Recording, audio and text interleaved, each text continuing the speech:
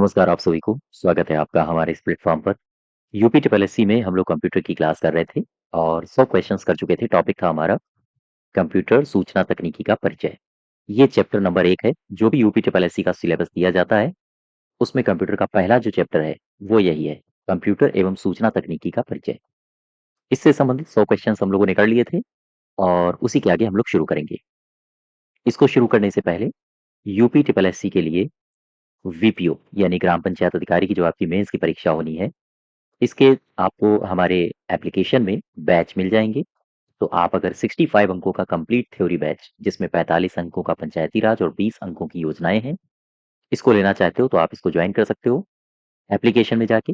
और इसके अलावा अगर मॉक टेस्ट जॉइन करना चाहते हो आप मॉक टेस्ट भी जॉइन कर सकते हो। ठीक है?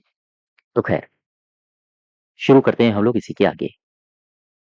क्वेश्चन नंबर 101 देखो, कह रहा है कंप्यूटर संसाधक के संदर्भ में एएलयू, इसका मैंने कई-कई बार आपको बताया है। इसका पूरा नाम होता है अरिथमेटिक लॉजिक यूनिट। अरे तो गलत हो जाएगा, एप्लीकेशन भी गलत हो जाएगा, एप्लीकेशन यही पहला वाला सही हो जाएगा। ठीक है? ये काम क्या करता है? आप बताओगे। ये करता है अंकगणितीय गणनाएँ और तार्किक, यही इसके काम होते हैं। अच्छा, कुछ अगर मैं आपसे यूनिट्स पूछूं, मैंने पूछा आपसे मिली सेकेंड, क्या मुझे बता सकते हो मिली सेकेंड? ये मिली सेकेंड जो है कितने सेकंड के बराबर होता है? मुझे बताओ। माइक्रो सेकंड, एक की बात हो रही है, एक माइक्रो सेकंड कितने सेकंड के बराबर है? मुझे आप नैनो सेकंड बता दो कितने सेकंड के बराबर है, और फिर मुझे बता दो पिको सेकंड ये कितने सेकंड के बराबर है। इसमें आएगा 10 की पावर माइनस 3 सेकंड, माइक्रो 10 की पावर माइनस 6 सेकंड, नैनो की जब बात करेगा आपसे तो 10 की पावर 9 माइनस 9 सेकंड, और पिको 10 की पावर माइनस 12 सेकेंड। ठीक है? वापस आओ जरा अपने क्वेश्चन में। 101 का सही उत्तर हो जाएगा ए। 102 देखो, निम्नलिखित में से कौन सा सेंट्रल प्रोसेसिंग यूनिट यानी कि सीपीयू का भाग नहीं है? सीपीयू के मैंने आपको 3 भाग बताए थे। कौन-कौन से? रिवीजन करो जरा इनको। सीपीयू के भाग, और मैंने ये 3 भाग बताए थे आपको। कौन-कौन से? सबसे पहला भाग था कंट्रोल यूनिट, कंट्रोल यूनिट। एक मैंने आपको भाग बताया था, इसका नाम है अरिथमेटिक अरिथमेटिक लॉजिक यूनिट। ठीक है? एक मैंने आपको भाग बताया था मेमोरी यूनिट, मेमोरी यूनिट। ये सारे के सारे मैंने भाग बताए थे आपको, और यही भाग होते हैं 3। अच्छा, इसी मैंने एक शब्द से आपको और परिचय कराया था, क्लॉक स्पीड से। ये प्रश्न कई बार रिपीट हो चुका है क्लॉक स्पीड के संबंध में। तो आपसे अगर पूछा जाए ये क्या है, तो आप बताओगे जिस गति से जिस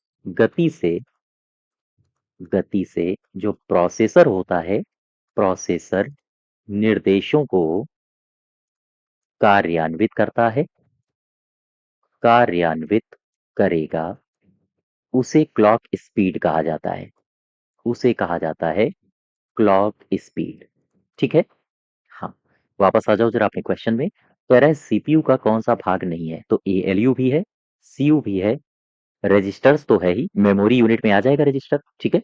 लेकिन रैम नहीं है, रैंडम एक्सेस मेमोरी। अच्छा, 102 का सही उत्तर हो जाएगा डी पार्ट। नेक्स्ट देखो, निम्नलिखित में से कौन सा एक सीपीयू सेंट्रल प्रोसेसिंग यूनिट का हिस्सा है? सीपीयू के हिस्से मैंने 3 बताए थे आपको। सबसे पहला सीयू कंट्रोल यूनिट, दूसरा एएलयू अरिथमेटिक लॉजिक यूनिट, और तीसरा मैंने बताया था मेमोरी यूनिट। तो प्रिंटर नहीं है, कीबोर्ड भी नहीं है, माउस भी नहीं है, एएलयू है। तो यह सेंट्रल प्रोसेसिंग यूनिट का हिस्सा है। ये है अरिथमेटिक लॉजिक यूनिट। नेक्स्ट देखो, रजिस्टर में नया डेटा लिखने की प्रक्रिया, रजिस्टर में नया डेटा लिखने की क्रिया। रजिस्टर में जब भी कहीं कभी नया डेटा लिखा जाता है तो पहली अंतर्वस्तु मिटा दी जाती है। बात समझ पा रहे हो? 104 का सही उत्तर हो जाएगा ए पार्ट। अब क्वेश्चन ये आया, ये एक शब्द है रजिस्टर, ये होता क्या है? रजिस्टर, क्या मुझे बता सकते हो आप ये रजिस्टर क्या है? हाँ बिल्कुल। क्या है ये? तो आप बताओगे प्रकार की यह एक प्रकार की मेमोरी है। जो कि सीपीयू के अंदर होती है। सीपीयू के अंदर होती है, ठीक। चूंकि सीपीयू के अंदर होती है, और हम ये कह सकते हैं कि जब भी कभी जो डेटा प्रोसेस होता है, तो डेटा प्रोसेस होने से पहले जो भी डेटा होगा, उसकी इंफॉर्मेशंस रजिस्टर मेमोरी में दर्शाई जाती हैं। तो खैर, ये भी याद रखना, पूछा जाता है कि किसमें उससे पहले, प्रोसेसिंग से पहले किसमें दर्शाई जाती हैं। तो कोई भी डेटा प्रोसेस होने से पहले, प्रोसेस होने से पहले रजिस्टर मेमोरी में दर्शाया जाता है। मेमोरी में दर्शाया जाता है, ठीक है। हाँ, तो खैर वापस आ जाओ अपने क्वेश्चन में। 104 का सही उत्तर हो जाएगा ए पार्ट। नेक्स्ट देखो 105 नंबर, कह रहा है प्रोग्राम काउंटर यानी कि पीसी। पीसी को बोलते हैं प्रोग्राम काउंटर, ठीक है। प्रोग्राम काउंटर रजिस्टर एक अनिवार्य भाग है। हार्ड डिस्क का है, रैम का है, कैश मेमोरी का है, या फिर सीपीयू का है? किसका है बताइए? इसका सही उत्तर क्या होगा? ये है पीसी, प्रोग्राम काउंटर रजिस्टर का, या प्रोग्राम काउंटर रजिस्टर एक अनिवार्य भाग है। ये किसका हो सकता है? दरअसल ये होता है सीपीयू का एक अनिवार्य भाग। देखो, मैं बात कर रहा हूं पीसी की, यानी कि प्रोग्राम काउंटर की, ठीक है। प्रोग्राम काउंटर रजिस्टर, अच्छा कहाँ होता है ये? तो यह सीपीयू में एक रजिस्टर होता है। एक रजिस्टर होता है। क्या करता है ये? इसमें होता क्या है? दरअसल इसमें अगले निर्देश का, जो अगला निर्देश जाता है, अगले निर्देश का इसमें एड्रेस होता है, पता होता है। और ये कहाँ निष्पादित होता है? जो कि मेमोरी में, मेमोरी में निष्पादित किया जाता है। निष्पादित किया जाता है। ये बात आप समझ पा रहे हो? अच्छा, ये कितने बिट का रजिस्टर होता है अगर ये पूछे आपसे, तो 16 बिट का। यह 16 बिट का रजिस्टर होता है। रजिस्टर होता है। अच्छा, इसके कुछ और नाम भी हैं। इसे अन्य नामों से जाना जाता है। तो नाम अगर आपसे पूछे जाएं तो आप बताओगे, इसे कहा जाता है इंस्ट्रक्शन काउंटर। इसे कहा जाता है इंस्ट्रक्शन पॉइंटर। इसे कहा जाता है इंस्ट्रक्शन एड्रेस रजिस्टर, ठीक है। इसे कहा जाता है सीक्वेंशियल रजिस्टर। सीक्वेंशियल रजिस्टर, ये इसके नाम है, याद रखिएगा। तो खैर 105 का सही उत्तर हो जाएगा डी पार्ट। नेक्स्ट देखो 106, कह रहा है कीबोर्ड, मॉनिटर, कैबिनेट, ये किसके घटक हैं? ये सारे के सारे होते हैं हार्डवेयर के घटक। स्टोरेज यूनिट तो है नहीं। सॉफ्टवेयर, कीबोर्ड सॉफ्टवेयर थोड़ी ना होता है, हार्डवेयर होता है, कंट्रोल यूनिट भी नहीं है। सी पार्ट सही हो जाएगा, ठीक है।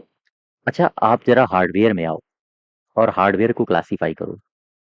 हार्डवेयर, अगर हम आपसे पूछें कि मुझे बताओ कार्य पद्धति के आधार पर,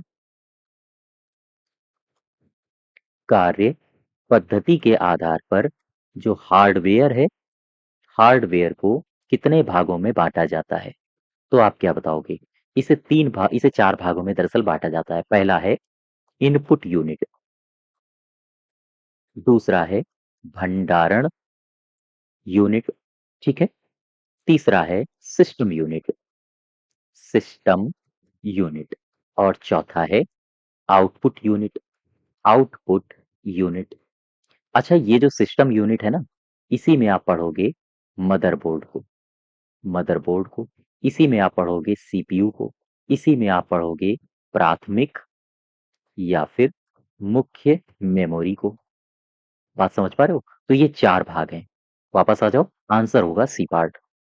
नेक्स्ट देखो क्वेश्चन नंबर 107, कह रहा है निम्नलिखित में से किस मेमोरी में सीपीयू की सीधी पहुंच होती है? सीपीयू की सीधी पहुंच कहाँ होती है? रैम में होती है, आरएएम लिखा है ये, या फिर हार्ड डिस्क में होती है? इसमें तो होती नहीं, मैग्नेटिक टेप में भी नहीं होती है, डीवीडी में भी नहीं होती है। पहला वाला ऑप्शन आपका सही हो जाएगा, ए पार्ट रैम। क्वेश्चन हमारा ये है कि ये लिखा है रैम, इसके बारे में दो तीन बातें मुझे बताओ। आर ए एम, रैम, क्या कहा जाता है? कंप्यूटर की भाषा में रैम कहा जाता है इसे। तो क्या है इसका पूरा नाम? आर फॉर होता है रैंडम ए फॉर होता है एक्सेस, एम फॉर होता है मेमोरी, रैंडम एक्सेस मेमोरी। मुझे बताओ ये क्या है? तो आप बताओगे यह एक मेन मेमोरी है, अर्थात इसे ही कहा जाता है मुख्य मेमोरी। ठीक है, ये वोलाटाइल भी है, इसे वोलाटाइल मेमोरी भी कहा जाता है या अस्थाई मेमोरी आप कह सकते हो। वोलाटाइल का मतलब क्या होता है? अस्थाई का मतलब क्या होता है? अस्थाई का मतलब होता है कंप्यूटर बंद तो डेटा भी बंद। कंप्यूटर बंद होने पर डेटा समाप्त हो जाता है। अच्छा, रैम के क्या कुछ प्रकार भी होते हैं? हाँ होते हैं। कौन कौन से रैम के प्रकार होते हैं मुझे बताओ जरा। आर ए एम, रैम के सामान्यतया दो प्रकार होते हैं। एक होता है एस रैम, और एक होता है डी रैम। एस रैम का मतलब हो S RAM random access memory, लेकिन आपसे एस का नाम पूछा जाता है। एस मतलब होता है स्टैटिक, और D RAM random access memory, यहाँ डी का मतलब होता है डायनामिक, डायनामिक रैम, और ये है स्टैटिक रैम। ठीक है, वापस आ जाओ अपने क्वेश्चन में, सही उत्तर हो जाएगा ए। क्वेश्चन नंबर 108 देखो, कह रहा है निम्नलिखित में से सीपीयू का कौन सा भाग है जो एएलयू क्रियाविधि के दौरान अस्थायी रूप से आंकड़ों का संग्रह करता है? आंकड़ों का संग्रह करता है। संग्रह करता है कौन? संग्रह एक ही करता है। कौन करता है? मेमोरी करती है। ठीक, वहीं पर आंकड़े संग्रहित होते हैं। लेकिन सीपीयू का भाग पूछा गया है, तो आप ऐसी वैसी मेमोरी नहीं उठाओगे। आप ये मत उठा लेना, सीपीयू के अंदर पूछा गया है तो आप बताओगे रजिस्टर। ठीक है, नेक्स्ट देखो क्वेश्चन नंबर 109, निम्नलिखित में से कौन सा विकल्प है जो सीपीयू मेमोरी में शामिल है? क्या सेकेंडरी मेमोरी है, केवल स्क्रैच पैड मेमोरी है, इसे एसपीएम कहा जाता है? स्क्रैच पैड और कैश ये दोनों हैं, ये सी पार्ट आपका सही हो जाएगा। अच्छा, स्क्रैच पैड क्या होता है और कैश क्या होता है? आओ देखो, सबसे पहले मैं उठा रहा हूं एस पी एम, मतलब क्या है? पूरा नाम पूछा जा सकता है आपसे, तो आप बताओगे स्क्रैच पैड मेमोरी। ठीक है, क्या है ये?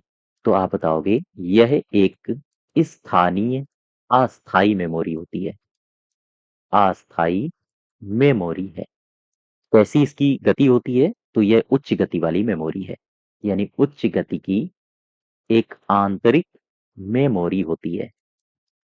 हम बात कर लें कैश मेमोरी की, कैश मेमोरी की, तो मुझे बताओ ये कैश मेमोरी क्या है? आप क्या बताओगे?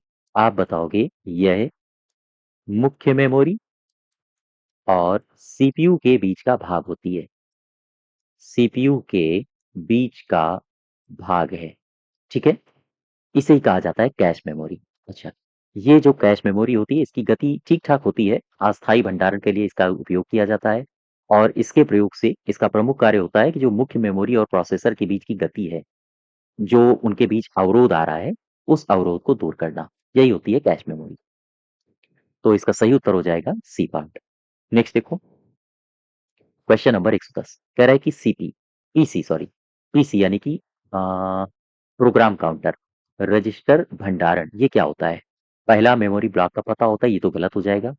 अंतिम मेमोरी ब्लॉक का पता होता है, नहीं, निष्पादित होने वाले अगले अनुदेश का पता होता है, सी पार्ट इसका सही उत्तर हो जाएगा। ठीक है, 110 का सी पार्ट।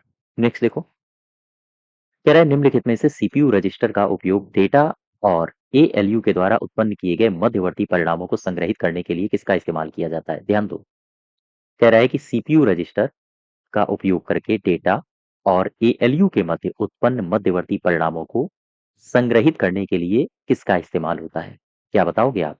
इसका इस्तेमाल होता है एक्यूमुलेटर का। ध्यान दो, ये होता क्या है? सबसे पहले मुझे ये बताओ कि जो सीपीयू है, सेंट्रल प्रोसेसिंग यूनिट, सीपीयू में उपयोग किए जाने वाले रजिस्टर कौन होते हैं? क्या बता सकते हो? सबसे पहला ध्यान दो, एक्यूमुलेटर, एक्यूमुलेटर, और क्या होते हैं? एक होता है डेटा रजिस्टर, और कुछ होते हैं क्या? हाँ होते हैं, एक होता है एड्रेस रजिस्टर, और कोई रजिस्टर? हाँ बिल्कुल, एक होता है प्रोग्राम काउंटर, जो अभी मैं बार बार आपसे पीसी पीसी बोल रहा हूं, ये है प्रोग्राम काउंटर। ठीक है, पांचवा कौन होता है? Memory data register. Memory data register. और कौन होते हैं? एक होता है इंडेक्स रजिस्टर। 7 एक और होता है मेमोरी बफर कहा जाता है इसे, मेमोरी बफर। साथ ही साथ इंस्ट्रक्शन इंस्ट्रक्शन रजिस्टर भी होता है। अब इसमें देखो, मैं बात करता हूं एक्यूमुलेटर की, चूंकि क्वेश्चन आपका एक्यूमुलेटर से संबंधित था। मैं बात कर रहा हूं एक्यूमुलेटर रजिस्टर। ठीक है। ये जो एक्यूमुलेटर रजिस्टर होता है, इसका उपयोग कहां पर होता है? इसका उपयोग डेटा और एएलयू के द्वारा उत्पन्न किए गए मध्यवर्ती परिणामों को स्टोर करने के लिए किया जाता है। परिणामों को स्टोर करने के लिए किया जाता है। और यही आपसे पूछा था। ठीक। कि सीपीयू रजिस्टर का उपयोग डेटा और एएलयू के मध्य उत्पन्न मध्यवर्ती परिणामों को संग्रहित करने के लिए आप किसका इस्तेमाल करते हो? एक्यूमुलेटर का। क्वेश्चन नंबर 112 देखो, निम्नलिखित में से कौन सी कंप्यूटर सिस्टम की मान्य विशेषताएं नहीं है? मान्य विशेषताएं कौन कौन सी हैं? देखो, पहले तो मैं आपको विशेषताएं बता दूं। कंप्यूटर की मान्य विशेषताएं। कौन कौन से कंप्यूटर विशेषताएं रखता है? सबसे पहले गति। इसकी गति पर कोई शक नहीं किया जा सकता। दूसरा, निरंतरता। तीसरा, विश्वसनीयता विश्वसनीयता। ठीक है। चौथा, स्वचालन। और पांचवा, भंडारण भंडारण क्षमता इसकी बड़ी शानदार होती है। शुद्धता बड़ी शानदार होती है। एक्यूरेसी, इसको एक्यूरेसी बोलते हैं इंग्लिश में। गलतियां करने की संभावना बहुत कम होती है। तो आईक्यू होता है क्या? ये तो मैंने नहीं बताया। अकाउंटेबिलिटी भी मैंने नहीं बताया। जवाबदेही तो बिल्कुल नहीं होती है। हाँ, बहु उपयोगिता होती है, कर्मठता भी होती है। एक और दो, जस्ट वेट, इसको थोड़ा सा ऊपर करता हूं। इसका डी पार्ट सही हो जाएगा। ठीक है। नेक्स्ट देखो, 113 कह रहा है कि एक दिखाता है कि कैसे परिचालन विशेषताओं को एक साथ जोड़ा जाता है और कंप्यूटर को साकार करने में योगदान दिया जाता है। एक क्या दिखाता है? एक कंपोनेंट डिजाइन दिखाता है, या फिर कंप्यूटर आर्किटेक्चर है, कंप्यूटर वर्किंग है, या फिर कंप्यूटर ऑर्गेनाइजेशन है? क्वेश्चन नंबर 113 का सही उत्तर होगा डी पार्ट। कंप्यूटर ऑर्गेनाइजेशन ये दिखाता है कि कैसे परिचालन विशेषताओं को एक साथ जोड़ा जाता है और कंप्यूटर को साकार करने में योगदान दिया जाता है। 114 देखो, कह रहा है कि एक कंप्यूटर सिस्टम की वैचारिक डिजाइन और मौलिक परिचालन संरचना क्या होती है? इसे कहा जाता है कंप्यूटर आर्किटेक्चर। ठीक है। 115 देखो, निम्नलिखित में से कौन सा BIOS का सही रूप है? बेसिक इनपुट आउटपुट सिस्टम कहा जाता है। बेसिक इनपुट ऑपरेटिंग गलत है। बेसिक इनपुट आउटपुट सॉफ्टवेयर यहां गलत हो जाएगा। Basic input output system, C part सही होगा। अच्छा, ये काम क्या करता है? क्या पता है आपको? BIOS, basic input output system, काम क्या करता है? तो ध्यान रखो, इसका प्रमुख कार्य है कंप्यूटर को स्टार्ट करने में मदद करना। ये इसका मुख्य कार्य है। अच्छा, ये जब कंप्यूटर स्टार्ट होता है तो ये चेक करता है कि सभी कंपोनेंट जो कंप्यूटर से जुड़े हैं, या हम कहें सभी उपकरण ठीक से काम कर रहे हैं या नहीं, ये इनकी जांच करता है। और ये कहाँ होता है? कई कई बार सवाल पूछा गया, रिपीटेड है। BIOS रोम के एक भाग में स्थित होता है। ठीक है। वापस आ जाओ आप अपने क्वेश्चन में। 115 का सही उत्तर हो जाएगा हाँ, सी पार्ट। नेक्स्ट देखो, 116 कंप्यूटर प्रोसेस के द्वारा इंफॉर्मेशंस में परिवर्तित करता है। कंप्यूटर प्रोसेस के द्वारा इंफॉर्मेशंस में परिवर्तित करता है। मान लो ये एक कंप्यूटर है आपका। ठीक। इसमें आपने क्या दिया? आपने दिया डेटा। और इसने किस में बदल दिया? इसने बदल दिया सूचना में। यानी कि ये हो गया इंफॉर्मेशन। आपके डेटा को इसने इंफॉर्मेशन में बदल दिया। तो कंप्यूटर प्रोसेस के द्वारा इंफॉर्मेशन में परिवर्तित क्या होता है? डेटा होता है। ठीक है? हाँ, डेटा। 116 का सही उत्तर हो जाएगा बी पार्ट। नेक्स्ट देखो क्वेश्चन नंबर 117 कह रहा है कंप्यूटर में डेटा किसे कहा जाता है? डेटा संख्याओं को कहा जाता है, चिन्हों को कहा जाता है, दी गई सूचनाओं को कहा जाता है। डेटा कोई भी सूचना हो सकती है। ठीक है? इंफॉर्मेशन। नेक्स्ट देखो कह रहा है कंप्यूटर चिप्स के निर्माण में किस पदार्थ का उपयोग किया जाता है? सेमीकंडक्टर। बिल्कुल सिंपल सा सवाल है। कंप्यूटर में प्रयोग होने वाली जो आईसी चिप्स होती हैं उनका निर्माण कहाँ पे होता है? ये सॉरी किससे होता है? तो सेलियन सिलिकॉन होता है ये। सिलिकॉन। ठीक है? तो खैर मुझे कमेंट बॉक्स में उत्तर बताओ। एक सवाल मैं पूछ रहा हूँ कंप्यूटर की किस पीढ़ी में आईसी चिप का विकास हुआ था? सवाल ध्यान से पढ़ो। कंप्यूटर की किस पीढ़ी में आईसी चिप का विकास हुआ था? ठीक। इंटीग्रेटेड सर्किट का विकास हुआ था। क्वेश्चन नंबर 120 देखो निम्नलिखित में से कौन सा कंप्यूटर के हार्डवेयर का एक भाग नहीं है? हार्डवेयर। मॉनिटर तो है, कीबोर्ड भी है हार्डवेयर, सीपीयू भी है। ये नहीं है, ये सॉफ्टवेयर है। 121 कंप्यूटर में डेटा का किस रूप में भंडारण होता है? ऑक्टल नहीं होता है, डेसिमल भी नहीं होता है, बाइनरी में भंडारण होता है इसका, 0 और 1। नेक्स्ट देखो 122 कह रहा है कि अपूर्ण तथ्यों का प्रतिनिधित्व करता है। जो डेटा होता है ना वो अपूर्ण तथ्यों का प्रतिनिधित्व करता है। और सार्थक आंकड़े क्या होते हैं? ये होते हैं इनफॉर्मेशन, सूचनाएं। डी पार्ट सही हो जाएगा। 122 का डी। नेक्स्ट देखो इंफॉर्मेशन सिस्टम में अल्फा न्यूमेरिक डेटा सामान्यतया क्या रूप लेता है? वाक्य का, पैराग्राफ का? नहीं। नंबर और अल्फाबेटिकल कैरेक्टर्स का। नंबर्स का भी लेता है, अल्फाबेटिकल कैरेक्टर्स का भी लेता है, यही सही होगा। क्वेश्चन नंबर 123 का बी पार्ट। नेक्स्ट देखो 1 to 4 कंप्यूटर पर जानकारी के रूप में स्टोर की जाती है। कंप्यूटर पर जानकारी किसके रूप में स्टोर की जाती है? Analogue data? ये तो डिजिटल डेटा के रूप में स्टोर की जाती है। बी पार्ट सही होगा 124 का बी पार्ट। हाँ ठीक है। 125 निम्नलिखित में से कंप्यूटर की प्रोसेसिंग यूनिट कौन सी है? बताइए। सीपीयू कहा जाता है इसे। प्रोसेसिंग यूनिट, प्रोसेसर भी कहा जाता है, माइक्रो प्रोसेसर भी कहा जाता है। 126 मुझे बताओ कंप्यूटर में एक शब्द का आकार ये क्या होता है? एक ही कंप्यूटर में भिन्न-भिन्न नहीं होता, ये गलत हो जाएगा। हर मामले में निश्चित होता है, नहीं ये भी गलत है। एक कंप्यूटर में निश्चित होता है लेकिन भिन्न-भिन्न कंप्यूटरों के बीच भिन्न-भिन्न होता है। हाँ, डी पार्ट सही है। 126 का डी। 127 देखो, निम्नलिखित में से कौन-सा कथन है जो गलत है? बाह्य मेमोरी में स्टोरेज क्षमता होती है। ये स्थिर होती है। ध्यान दो। बाह्य मेमोरी यानी एक्सटर्नल जो मेमोरीज होती हैं, उनमें उच्च क्षमता होती है स्टोरेज की। और ये हाँ, फिक्स होती है, स्थिर होती है, परमानेंट होती है। रजिस्टर सीपीयू के बाहर होता है, ये सरासर गलत है। यही गलत हो जाएगा हमारा। सीपीयू के अंदर होता है, बाहर नहीं होता है। 128 देखो। एक कंप्यूटर में सभी अंकगणितीय तार्किक परिचालन किसके द्वारा होते हैं? ये होते हैं एएलयू के द्वारा। सीयू कंट्रोल यूनिट होता है, कंट्रोल करता है, रजिस्टर मेमोरी यूनिट है। 129 निम्नलिखित में से कौन सा भंडारण युक्ति सीपीयू के साथ सीधे बातचीत करता है? ध्यान दें। कौन सी भंडारण युक्ति है जो सीधे सीपीयू के साथ बातचीत करती है? ये प्राथमिक भंडारण है। प्राइमरी इसे ही कहा जाता है, मुख्य भंडारण। ठीक। तो 129 का सही हो जाएगा। हाँ, सी पार्ट। नेक्स्ट देखो 130 सीपीयू का निम्नलिखित में से कौन सा घटक है जो पूरे प्रोसेसर में सूचना के प्रवाह को बनाए रखता है और नियंत्रित करता है? इन शब्दों को पकड़ा करो। जैसे ही आया नियंत्रित करता है यानी कि कंट्रोल कौन करेगा? सीयू करेगा, कंट्रोल यूनिट करेगा। बी पार्ट सही हो जाएगा। ठीक है।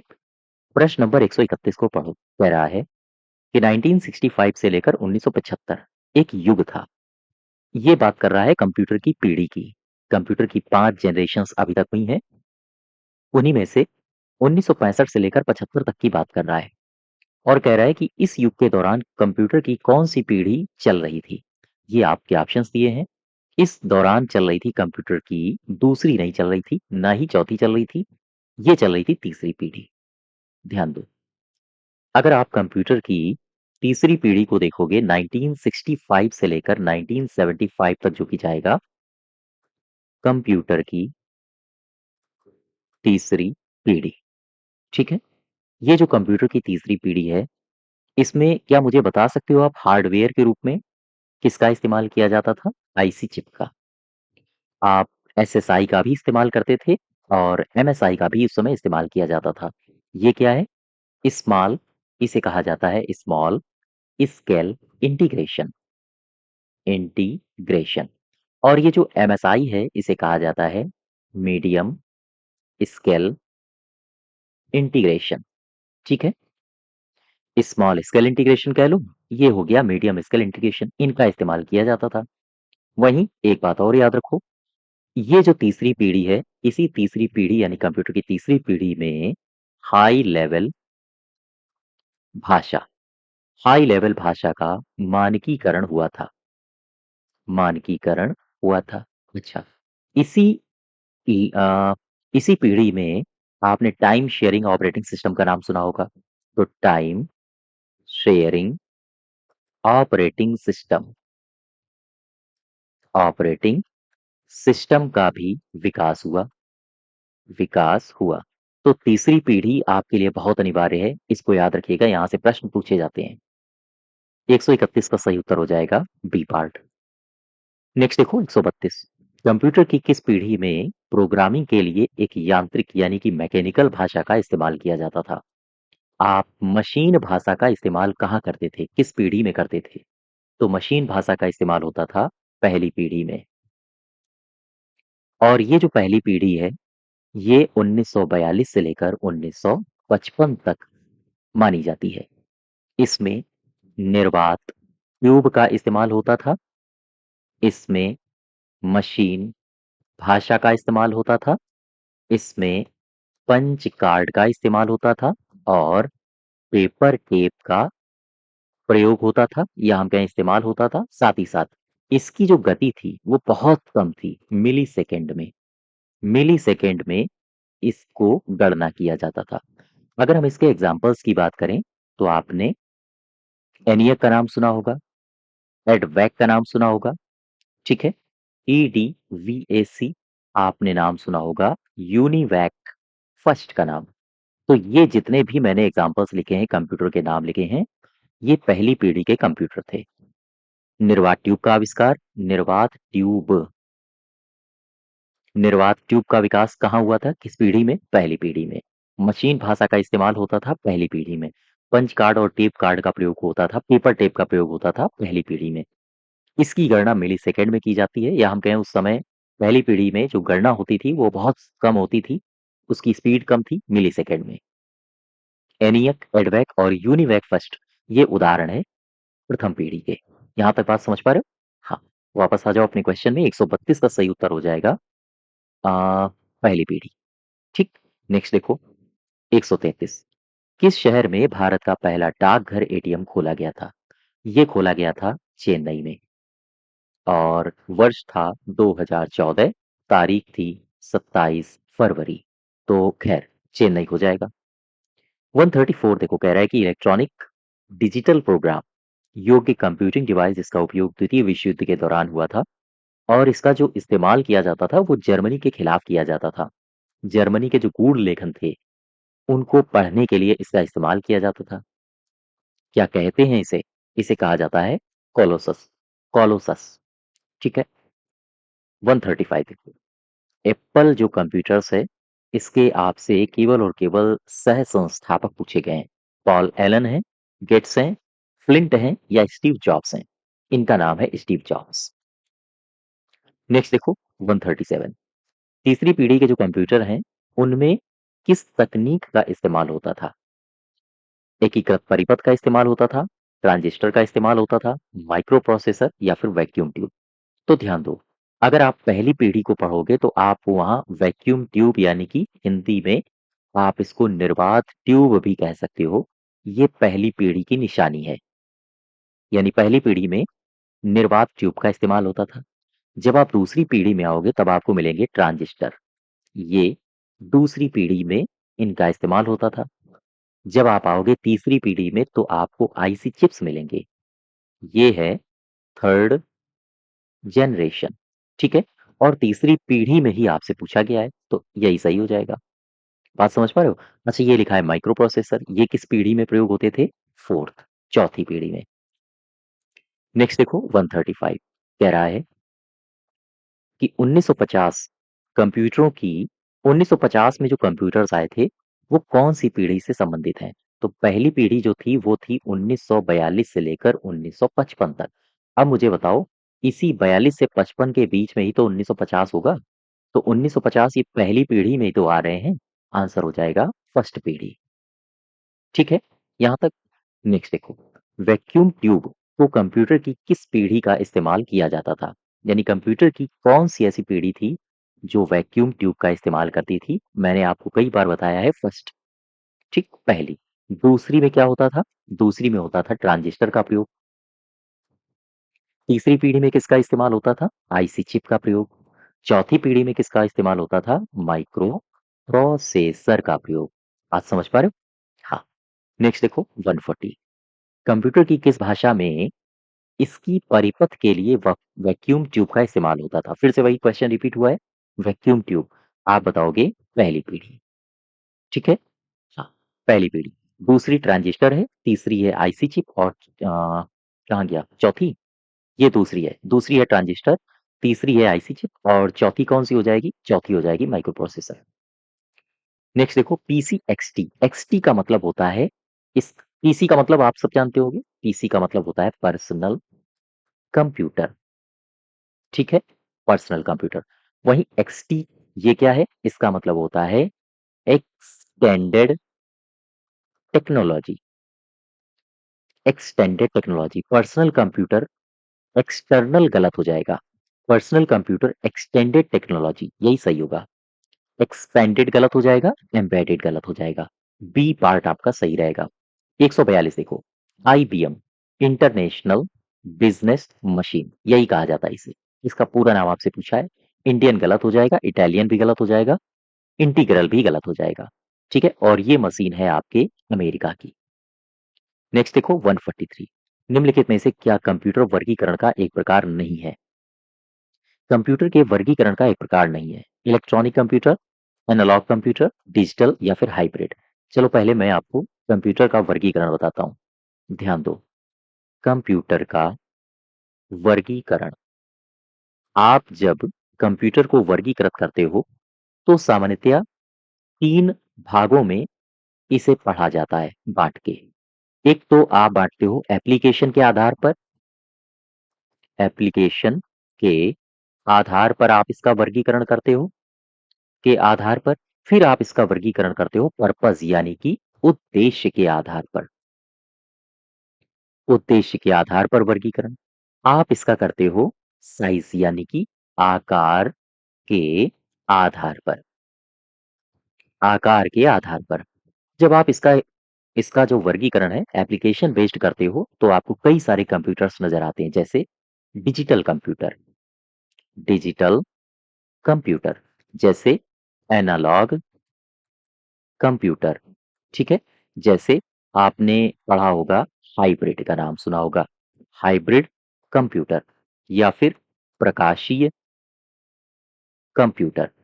इसके अलावा क्वांटम कंप्यूटर। जब आप उद्देश्य के आधार पर डिवाइड करते हो तो दो भागों में इसको डिवाइड किया जाता है। एक तो सामान्य उद्देश्य वाले कंप्यूटर, सामान्य उद्देश्य वाले कंप्यूटर। ठीक है, और दूसरे होते हैं विशेष उद्देश्य वाले, स्पेशल पर्पस वाले, यानी कि विशेष उद्देश्य वाले कंप्यूटर। अच्छा, अब आ जाओ आकार के आधार पर। जब आप आकार के आधार पर इनका वर्गीकरण करते हो तो आपको माइक्रो कंप्यूटर भी देखने को मिलता है। इसके बाद आपको मिनी कंप्यूटर भी देखने को मिलता है, साथ ही साथ मेन फ्रेम कंप्यूटर, और अब आपको सबसे लास्ट में आता है सुपर कंप्यूटर। तो ये हैं आपके आकार के आधार पर वर्गीकरण, उद्देश्य के आधार पर वर्गीकरण और एप्लीकेशन के आधार पर वर्गीकरण। आपसे पूछा है कि कंप्यूटर के वर्गीकरण करते हो तो कौन सा प्रकार नहीं मिलता है? इलेक्ट्रिकल तो कहीं मिला नहीं था, एनालॉग भी मिला आपको, ठीक, डिजिटल भी मिला आपको, और साथ ही साथ हाइब्रिड भी मिला आपको, लेकिन इलेक्ट्रिक नहीं मिला, यही गलत हो जाएगा। नेक्स्ट देखो 144, निम्नलिखित में से कौन सी कंपनी है जिसने कुछ समय पहले 1 टेराबाइट हार्ड ड्राइव क्षमता वाले भारत के पहले निजी कंप्यूटर को परिवर्तित करने की घोषणा की? इन्फोसिस टेक्नोलॉजी तो है नहीं, विप्रो भी नहीं है, एचसीएल इन्फो सिस्टम्स यही सही होगा, सी पार्ट। नेक्स्ट देखो, मैक, MAC एक प्रकार का पर्सनल कंप्यूटर है। इसे किसने बनाया? एप्पल ने ही बनाया था। डेल, एसर, एचपी ये सारे गलत हो जाएंगे, ए पार्ट सही रहेगा। 146 देखो, 146 निम्नलिखित में से कौन सा एक प्रकार का पर्सनल कंप्यूटर नहीं है? आपसे पूछ रहा है पीसी यानी कि पर्सनल कंप्यूटर। कौन कौन होते हैं मुझे बताओ? मैं बात कर रहा हूं पर्सनल कंप्यूटर की। तो क्या मुझे बता सकते हो ये कौन कौन होते हैं? सबसे पहला एक होता है डेस्कटॉप कंप्यूटर। ये आपका पर्सनल कंप्यूटर का ही उदाहरण है, ध्यान दीजिएगा। लैपटॉप सबके पास होगा लगभग। लैपटॉप कंप्यूटर, ठीक है, ये भी पर्सनल कंप्यूटर का ही उदाहरण है। आपने पाम टॉप का नाम सुना होगा, कंप्यूटर, ये भी पर्सनल कंप्यूटर का ही उदाहरण है। नोटबुक, इसका नाम सुना है, कंप्यूटर। इसके अलावा टैबलेट, ठीक। तो ये जितने भी मैंने लिखे हैं ये सारे के सारे क्या हैं? पर्सनल कंप्यूटर के उदाहरण। आपसे पूछा क्या है, कौन सा एक प्रकार है जो पर्सनल कंप्यूटर का उदाहरण नहीं है? डेस्कटॉप तो है, मेन फ्रेम तो मैंने लिखा नहीं, यही नहीं होगा। पामटॉप ही है और लैपटॉप ही है। नेक्स्ट देखो 147, क्वेश्चन नंबर 147 में कह रहा है कि वह कंप्यूटर जो किसी नेटवर्क पर अन्य कंप्यूटरों को संसाधन प्रदान करता है उसे निम्नलिखित में से किस नाम से जाना जाता है? ध्यान दें, एक ऐसा कंप्यूटर है जो किसी भी नेटवर्क पर बहुत सारे जो कंप्यूटर्स होते हैं उन्हें संसाधन उपलब्ध कराता है। तो ये कंप्यूटर कौन सा है? ये जो कंप्यूटर होता है जो अन्य कंप्यूटर्स को संसाधन उपलब्ध कराता है, इनको सबको इसे कहा जाता है सर्वर। इनको सबको ये संसाधन उपलब्ध कराता है, ठीक है, इसे कहा जाता है सर्वर। नेक्स्ट देखो, क्वेश्चन नंबर 148, निम्नलिखित में से किसे भारतीय सुपर कंप्यूटर का जनक कहा जाता है? नर्लिकर नहीं है, माशेलकर, ये है विजय माटकर, यही सही होगा। नेक्स्ट देखो क्वेश्चन नंबर 149, 149 में कह रहा है कि परम, परम ये किसका उदाहरण है? परम आपसे पूछा है, परम एक सुपर कंप्यूटर है, तो ये इसका सही उत्तर हो जाएगा सी पार्ट, ठीक है। अब ये दरअसल बात हो रही है सुपर कंप्यूटर की, तो मुझे दो तीन सवाल बता दो। परम सीरीज, मुझे बताओ परम सीरीज के सुपर कंप्यूटर कौन बनाता है? मुझे बताओ अनुपम सीरीज के सुपर कंप्यूटर कौन बनाता है? मुझे बताओ पेस सीरीज के, मुझे बताओ पेस सीरीज के सुपर कंप्यूटर कौन बनाता है? अनुपम के बनाता है सीडेक, सीडेक बोले तो पुणे। अनुपम के बनाता है BARC। और पेस के कौन बनाता है? ये बनाता है अनुराग, ठीक है। वापस आओ अपने क्वेश्चन में, सही उत्तर हो जाएगा हाँ, सी। निम्नलिखित में से कौन सा है जो भारत द्वारा विकसित सुपर कंप्यूटर है? भारत के द्वारा विकसित सुपर कंप्यूटर कौन सा है? ये है परम, और इसे बनाता कौन है? सीडेक। सीडेक इसका पूरा नाम क्या है? कह रहा है कि ये किससे संबंधित है? कंप्यूटर से, टीवी से, टेलीमेट्रिक्स से, या फिर सीडेक इसका पहले तो आप पूरा नाम मुझे बताओ। सी का मतलब होता है centre for development, development of advanced computing, computing Pune की शाखा है। अब ये सी का मतलब क्या है? सी का मतलब है कंप्यूटिंग, यानी कि एक कंप्यूटर से संबंधित संस्था है। 152, बृहत यानी कि मेन फ्रेम कंप्यूटर से, ये मेन फ्रेम कंप्यूटर कौन से कंप्यूटर होते हैं जिनसे कम शक्तिशाली होते हैं? यानी कि मेन फ्रेम कंप्यूटर किससे अधिक शक्तिशाली नहीं होते हैं? आंसर होगा आपका सर्वोत्कृष्ट यानी कि सुपर कंप्यूटर। 152 का ए पार्ट, ठीक है, 152 का ए। नेक्स्ट देखो, कह ट्रांजिस्टर का संबंध कंप्यूटर की किस पीढ़ी से है? पहली पीढ़ी आपको मैंने बताया था निर्वात ट्यूब। दूसरी पीढ़ी मैंने क्या बताया था?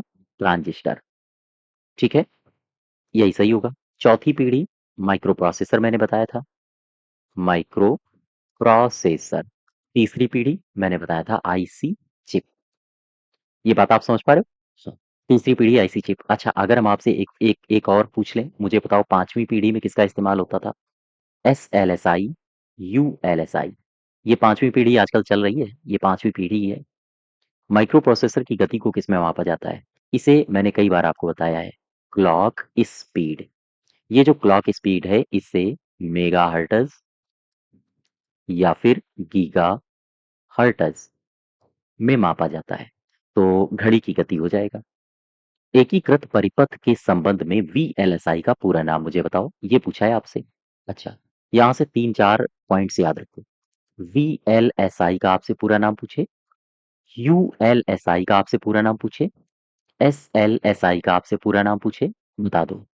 वी का मतलब होता है very large scale integration, integration. अच्छा, यूएलएसआई का मतलब क्या होता है?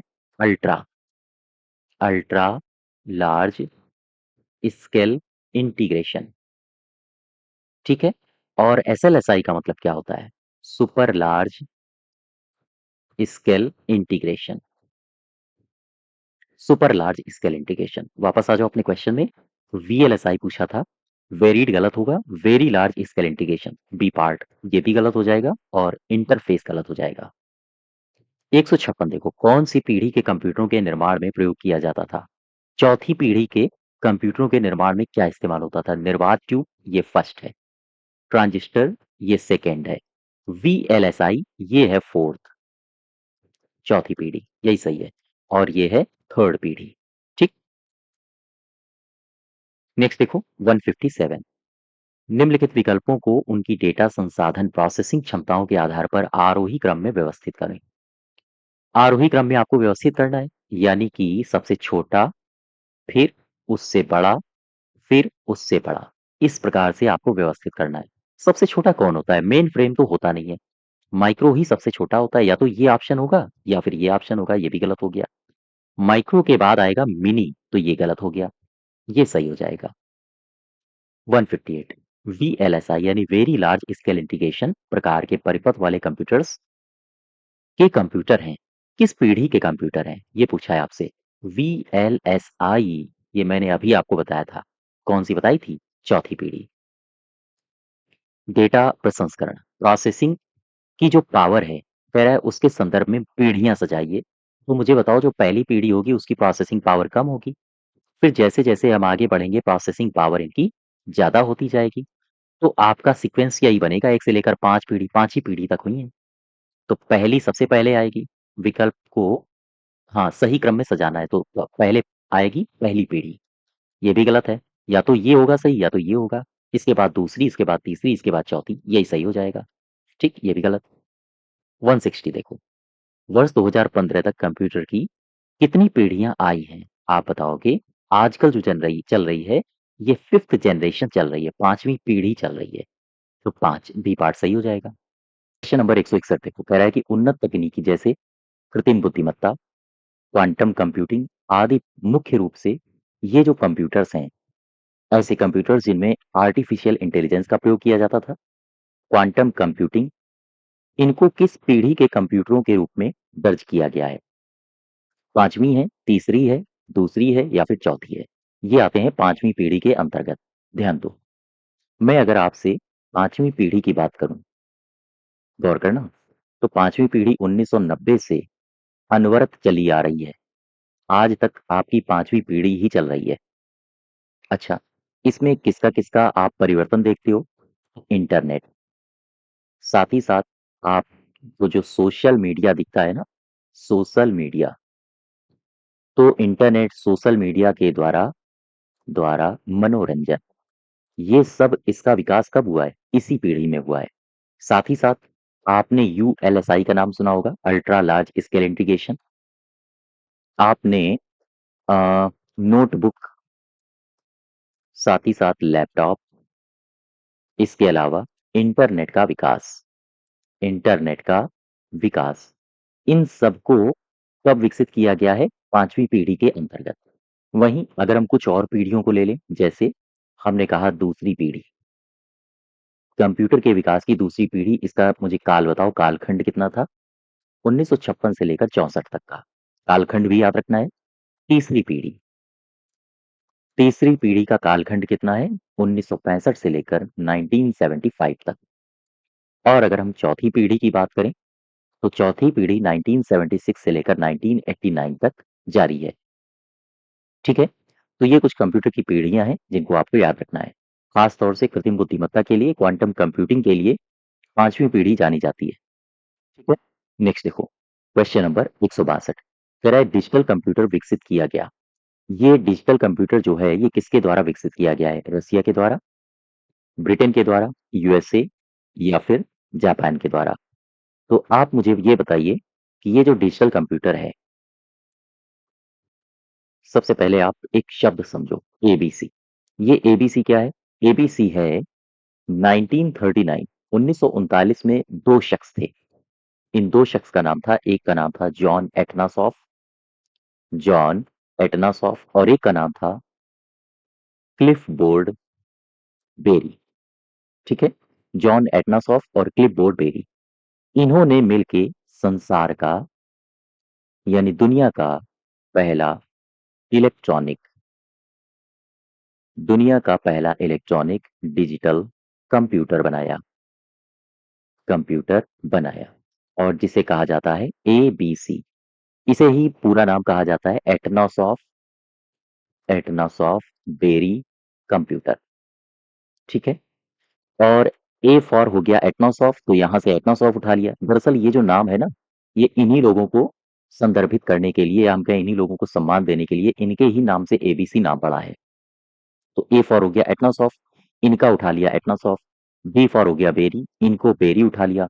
और सी से हो गया कंप्यूटर। ठीक है। तो दुनिया का पहला इलेक्ट्रॉनिक डिजिटल कंप्यूटर ये है एबीसी।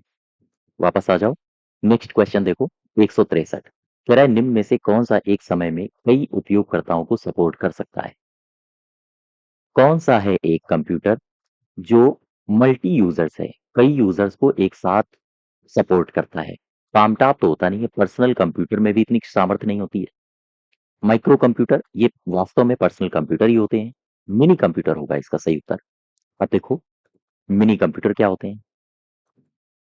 मैं मिनी कंप्यूटर की अगर आपसे बात करूं तो मुझे बताओ, आकार में कैसे होते हैं? माइक्रो और मेन फ्रेम की तुलना में मिनी कंप्यूटर कहाँ एग्जिस्ट करते हैं? तो आप बताओगे ये आकार में मेन फ्रेम से छोटे होते हैं। मेन फ्रेम कंप्यूटर से छोटे होते हैं। और मिनी कंप्यूटर की बात हो रही है तो माइक्रो से बड़े हो जाएंगे। माइक्रो कंप्यूटर से बड़े होते हैं। ठीक है। और ये सवाल आपसे पूछा जाता है कि निम्नलिखित में से आकार के आधार पर साइज को सजाइए। तो आप आकार के आधार पर कैसे सजाओगे? आकार के आधार पर क्रम इनका क्या होगा? तो सबसे पहले आएगा आपका माइक्रो कंप्यूटर, उसके बाद आएगा मिनी कंप्यूटर। ठीक है। और उसके बाद आएगा मेन फ्रेम, सबसे बड़े ये होंगे, मेन फ्रेम कंप्यूटर। तो आकार के आधार पर आप इस प्रकार से याद रखो। अच्छा, अगर बात मिनी कंप्यूटर की ही कर लें तो 1965 1965 में डीईसी ने इसे बनाया था, इसे विकसित किया था। ठीक है। क्वेश्चन ये आएगा, ये डीईसी क्या है? कई बार पूरा नाम भी इसका पूछा जा चुका है। तो इसका पूरा नाम होता है डिजिटल, ई फॉर हो जाएगा इक्विपमेंट, और सी का मतलब हो जाएगा कॉरपोरेशन, डिजिटल इक्विपमेंट कॉरपोरेशन। अच्छा, मुझे दो तीन बातें और बताओ। इसमें दरअसल जो माइक्रो प्रोसेसर्स होते हैं मिनी कंप्यूटर में, वो एक से अधिक का इस्तेमाल किया जाता है। इनकी भंडारण क्षमता भी ठीक ठाक होती है, तेज होती है, माइक्रो से तेज होती है। और ये मल्टी यूजर्स होते हैं। ध्यान दो, इसमें एक से अधिक एक से अधिक माइक्रो प्रोसेसर्स माइक्रो प्रोसेसर्स का प्रयोग किया जाता है। दूसरी बात, संग्रहण क्षमता संग्रहण क्षमता और इनकी गति अधिक होती है। साथ ही साथ ये कई व्यक्ति यानी कि हम कह सकते हैं मल्टी यूजर, ठीक है, अर्थात कई व्यक्ति इसमें एक साथ काम कर सकते हैं काम कर सकते हैं। ये बातें आप समझ पा रहे हो? वापस आ जाओ अपने क्वेश्चन में, 163 का सही उत्तर हो जाएगा मिनी कंप्यूटर। नेक्स्ट देखो 164 भारत के सबसे युवा एवं पहले multi petaflops super computer Pratyush का प्रयोग किस उद्देश्य के लिए किया गया था? ये किया गया था मौसम के पूर्वानुमान के लिए। यही पहला वाला सही हो जाएगा। मौसम जानकारी। नेक्स्ट देखो 165 कंप्यूटर निम्नलिखित में से कौन सा कार्य नहीं कर सकता है? तो कंप्यूटिंग तो काम करना ही होता है इसको, प्रोसेसिंग भी होता है, अंडरस्टैंडिंग नहीं करता है ये, आउटपुटिंग ये भी करता है। इसमें समझ नहीं होती है, विवेक नहीं होता है। 166 निम्नलिखित में से कौन सा है या कौन से हैं मूल ऑपरेशंस कंप्यूटर के द्वारा किया जाता है? कौन से जो मूल ऑपरेशंस हैं वो कंप्यूटर के द्वारा किया जाता है, ये पूछ रहा है आपसे। अंकगणितीय ऑपरेशन ये कंप्यूटर के द्वारा ही किया जाता है, एएलयू करता है। तार्किक एएलयू यानी कि अरिथमेटिक यूनिट अंकगणितीय करता है, और एलयू लॉजिक यूनिट ये तार्किक ऑपरेशंस करता है। संचय और पुनर्प्राप्ति इसकी मेमोरी यूनिट करती है। ये सारे के सारे सही हो जाएंगे। 167 देखो इनमें से कौन सा कार्य है किसी कंप्यूटर के चार प्रमुख डेटा प्रोसेसिंग कार्यों में से एक नहीं है? चार प्रमुख डेटा प्रोसेसिंग कार्य, सबसे पहले मुझे ये बताओ ये होते कौन कौन है? ध्यान दो, मैं बात कर रहा हूं कंप्यूटर के चार प्रमुख कार्य। ये कौन से कार्य हैं? सबसे पहला काम डेटा को एकत्र करना। दूसरा काम आंकड़ों, इसका दूसरा काम क्या है? आंकड़ों को सूचनाओं में प्रोसेस करना। सूचनाओं में प्रोसेस करना, ठीक है। तीसरा काम क्या है? तीसरा काम है जो आंकड़े होते हैं, आंकड़ों और सूचनाओं को स्टोर करना, ठीक है। और चौथा काम है डेटा का निर्गमन करना। निर्गमन करना, ये इसके चार पार्ट हो जाएंगे। तो 167 का सही उत्तर हो जाएगा डेटा एकत्र करना, आंकड़ों को सूचनाओं में प्रोसेस करना, ये भी सही है। आंकड़ों और सूचनाओं का विश्लेषण करना इसका काम नहीं होता है, भंडारण करना भी इसका काम होता है। सी पार्ट गलत हो जाएगा। 168 देखो निम्नलिखित में से कौन सा कार्य है जो कंप्यूटर के द्वारा नहीं किया जा सकता है? तस्वीरें लेना नहीं किया जा सकता है, गणना भी करना होता है, ये भी ठीक है। धुन संगीत तैयार करना, ये मुख्य काम होता है वेब कैम का, या फिर आप कैमरा की आवश्यकता होगी अगर आप तस्वीरें लेना चाहते हो तो। नेक्स्ट देखो 169 कंप्यूटर निम्नलिखित में से कौन सा कार्य नहीं करता है? इनपुटिंग तो करता ही है, प्रोसेसिंग भी करता है, कंट्रोलिंग भी करता है, आउटपुटिंग भी करता है, अंडरस्टैंडिंग मैंने अभी आपको पीछे बताया था, ये काम नहीं करता है। कंप्यूटर कई प्रकार के डेटा मैनिपुलेट करते हैं, और इस मैनिपुलेशन को क्या कहा जाता है? इस मैनिपुलेशन को कहा जाता है processing. Upgrading, batching, utilising, downloading, ये कुछ नहीं। देखो इसमें जरा ध्यान दो। सपोज करो ये क्या है आपका? ये एक है आपका कंप्यूटर, ठीक। हुआ क्या? हुआ ये कि कोई आपकी इनपुट डिवाइस है। इनपुट डिवाइस कई सारी होती है, जैसे माउस होता है, कीबोर्ड होता है। एक कोई आपके पास इनपुट डिवाइस थी, उस इनपुट डिवाइस से आपने डेटा इसमें एंटर करा दिया। अब होगा क्या? होगा ये, यहाँ पर इसी डेटा को ध्यान रखना, इसी डेटा को प्राथमिक मेमोरी में ले जाकर ले जाकर डेटा को प्रोसेस किया जाता है। डेटा को प्रोसेस या फिर हम कहें मैनिपुलेट किया जाता है, ठीक है, किया जाता है। अच्छा अब क्या होगा? अब होगा ये जब प्रोसेसिंग हो जाती है तो फिर इसको मैनिपुलेट किया जाता है, फिर इसके बाद इसे प्राथमिक मेमोरी में स्टोर होगा ये, ठीक। इसके बाद फिर क्या होगा? इसके बाद होता ये है कि फिर इसे आउटपुट डिवाइस के माध्यम से इंफॉर्मेशन के रूप में उपयोगकर्ता के सामने प्रस्तुत किया जाता है।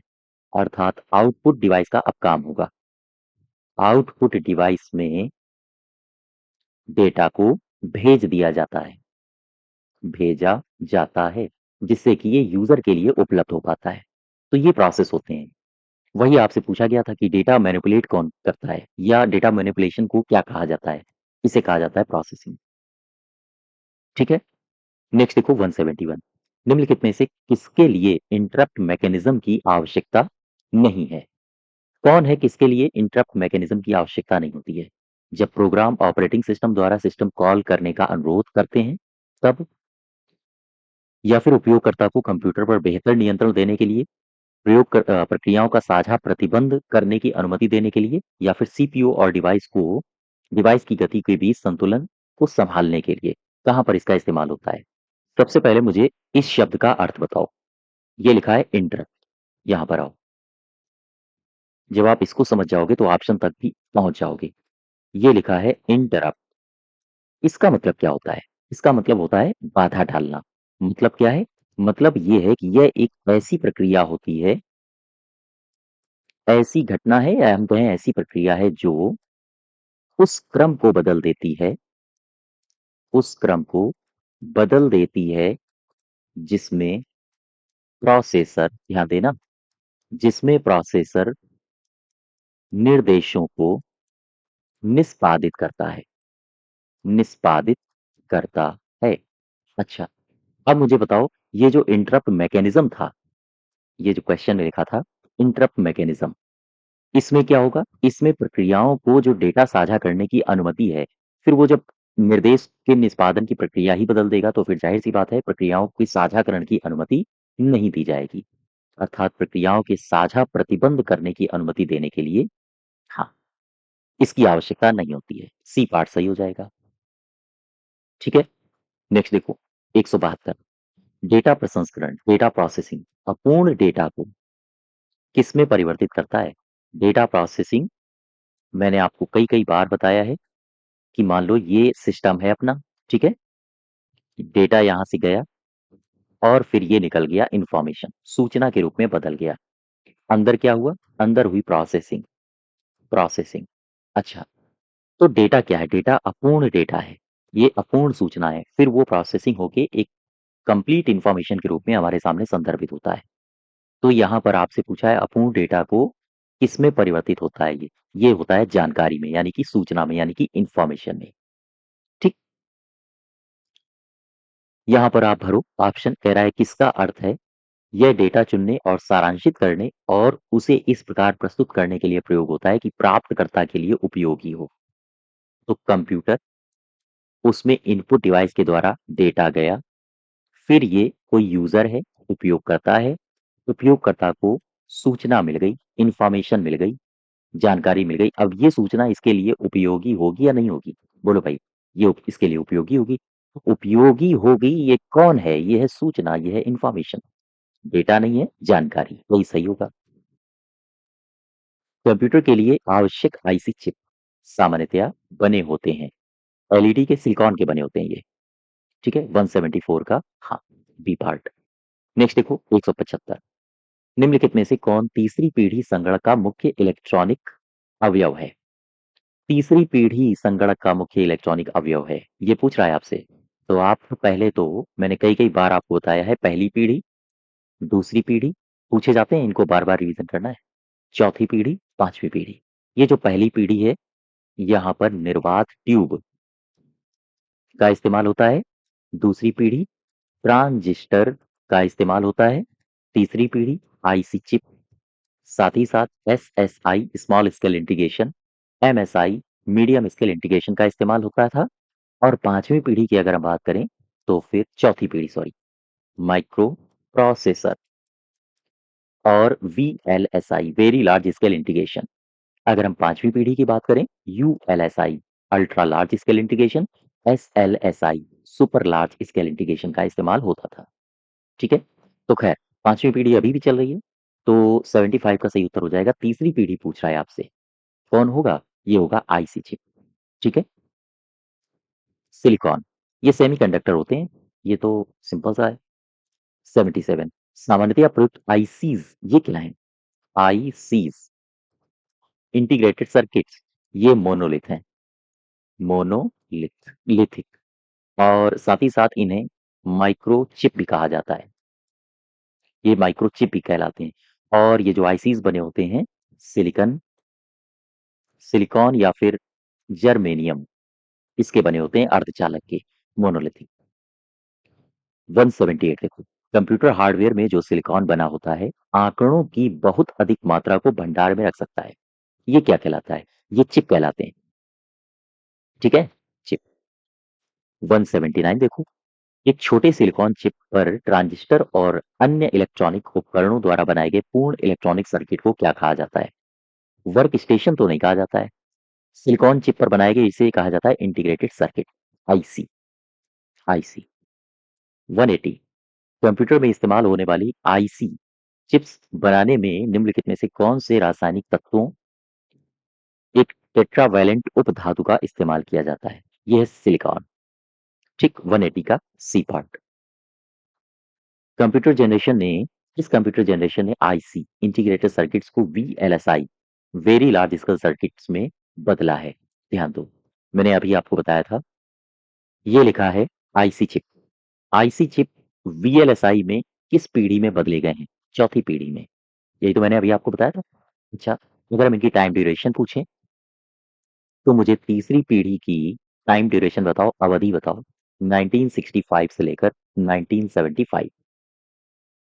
और चौथी पीढ़ी की अवधि बता दो मुझे। तो चौथी पीढ़ी की अवधि है 1976 से 1989। और इसमें इसमें अंतर ये है कि यहाँ पे इस्तेमाल होता था आईसी चिप का, फिर आईसी चिप को परिवर्तित करके यहाँ पर प्रयोग होने लगा माइक्रो प्रोसेसर का। ठीक है? हाँ, वापस आ जाओ अपने क्वेश्चन में। 181 का सही उत्तर हो जाएगा फोर्थ जनरेशन। ठीक है? ए पार्ट। नेक्स्ट देखो 182, कौन सी पीढ़ी है जिसकी कंप्यूटर माइक्रोप्रोसेसर तकनीक का इस्तेमाल किया जाता था? माइक्रोप्रोसेसर तकनीक का इस्तेमाल कहाँ होता था? ये होता था चौथी पीढ़ी में। ये बात आप समझ पा रहे हो? चौथी पीढ़ी। अच्छा, चौथी पीढ़ी में 3-4 बातें याद रखना, पूछी जाती हैं। चौथी पीढ़ी, मुझे चौथी पीढ़ी में 1976 से लेकर 1989 ये इसकी कालावधि रही है। साथ ही साथ माइक्रोप्रोसेसर का इस्तेमाल होता था, वीएलएसआई का इस्तेमाल होता था, कंप्यूटर नेटवर्क का इसमें विकास किया गया था। साथ ही साथ पर्सनल कंप्यूटर का आपने नाम सुना होगा। पर्सनल कंप्यूटर का विकास हुआ। इसकी अगर आपसे गति पूछे किस गति में ये काम करता था, तो गति थी इसकी पिको सेकेंड। Pico second. साथ ही साथ ये एसक्यूएल स्ट्रक्चर्ड क्वेरी लैंग्वेज का विकास भी यहीं पर हुआ है। पूछा गया है सवाल, ये ध्यान रखिएगा। एसक्यूएल का पूरा नाम भी पूछा गया है आपसे प्रीवियस ईयर्स में। तो इसका नाम होता है structured structured query language. Language ठीक है। हाँ, एसक्यूएल याद रखिए। एसक्यूएल का विकास कब हुआ है? चौथी पीढ़ी में। सवाल पूछा गया आपसे। तो यहाँ हो जाएगा आपका 182 का ए। नेक्स्ट देखो 183, निम्नलिखित में से चौथी पीढ़ी की प्रोग्रामिंग भाषा कौन सी है? अभी मैंने बताया था आपको एसक्यूएल। नेक्स्ट देखो 184, कह रहा है पहला माइक्रो प्रोसेसर 4004 किस कंपनी द्वारा बनाया गया? 4004, यहाँ पर आओ जरा, एक कंपनी की मैं आपसे चर्चा कर लेता हूँ। माइक्रो प्रोसेसर, माइक्रो प्रोसेसर मैं बात कर रहा हूँ पहला। ये जो पहला माइक्रो प्रोसेसर है इसे कहा जाता है इंटेल 4004। अच्छा, किसने बनाया? तो ये जो नाम लिखा है ना इंटेल, इसी कंपनी ने, अर्थात इंटेल नामक कंपनी ने बनाया। अच्छा, ये तो बात इंटेल की हो गई। कब बनाया? 1970 में बनाया। ठीक। मुझे कुछ माइक्रो प्रोसेसर के उत्पादक के ब्रांड बता दो। यहाँ से सवाल पूछे जाते हैं कि निम्नलिखित में से कौन सा माइक्रो प्रोसेसर उत्पादक ब्रांड है? तो ये बात याद रखना, माइक्रो प्रोसेसर माइक्रो प्रोसेसर उत्पादक ब्रांड। ये जो माइक्रो प्रोसेसर उत्पादक ब्रांड है, इसमें इंटेल, इसमें पेंटियम, इसको भी याद रखना। इसमें आता है, आपने सेलेरॉन का नाम सुना होगा और आपने नाम सुना होगा एएमडी का।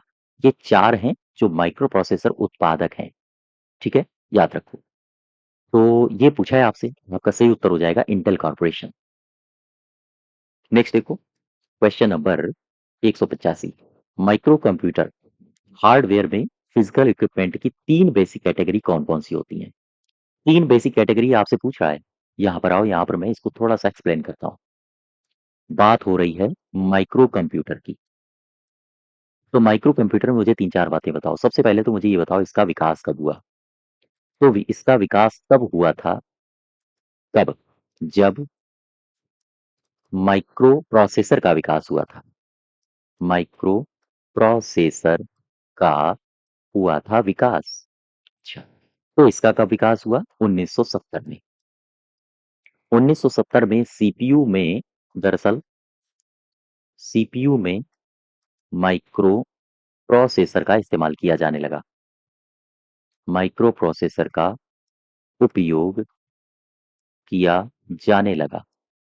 ठीक है? और यहीं से शुरुआत होती है माइक्रो कंप्यूटर की। ये बात आप समझ पा रहे हो? अच्छा।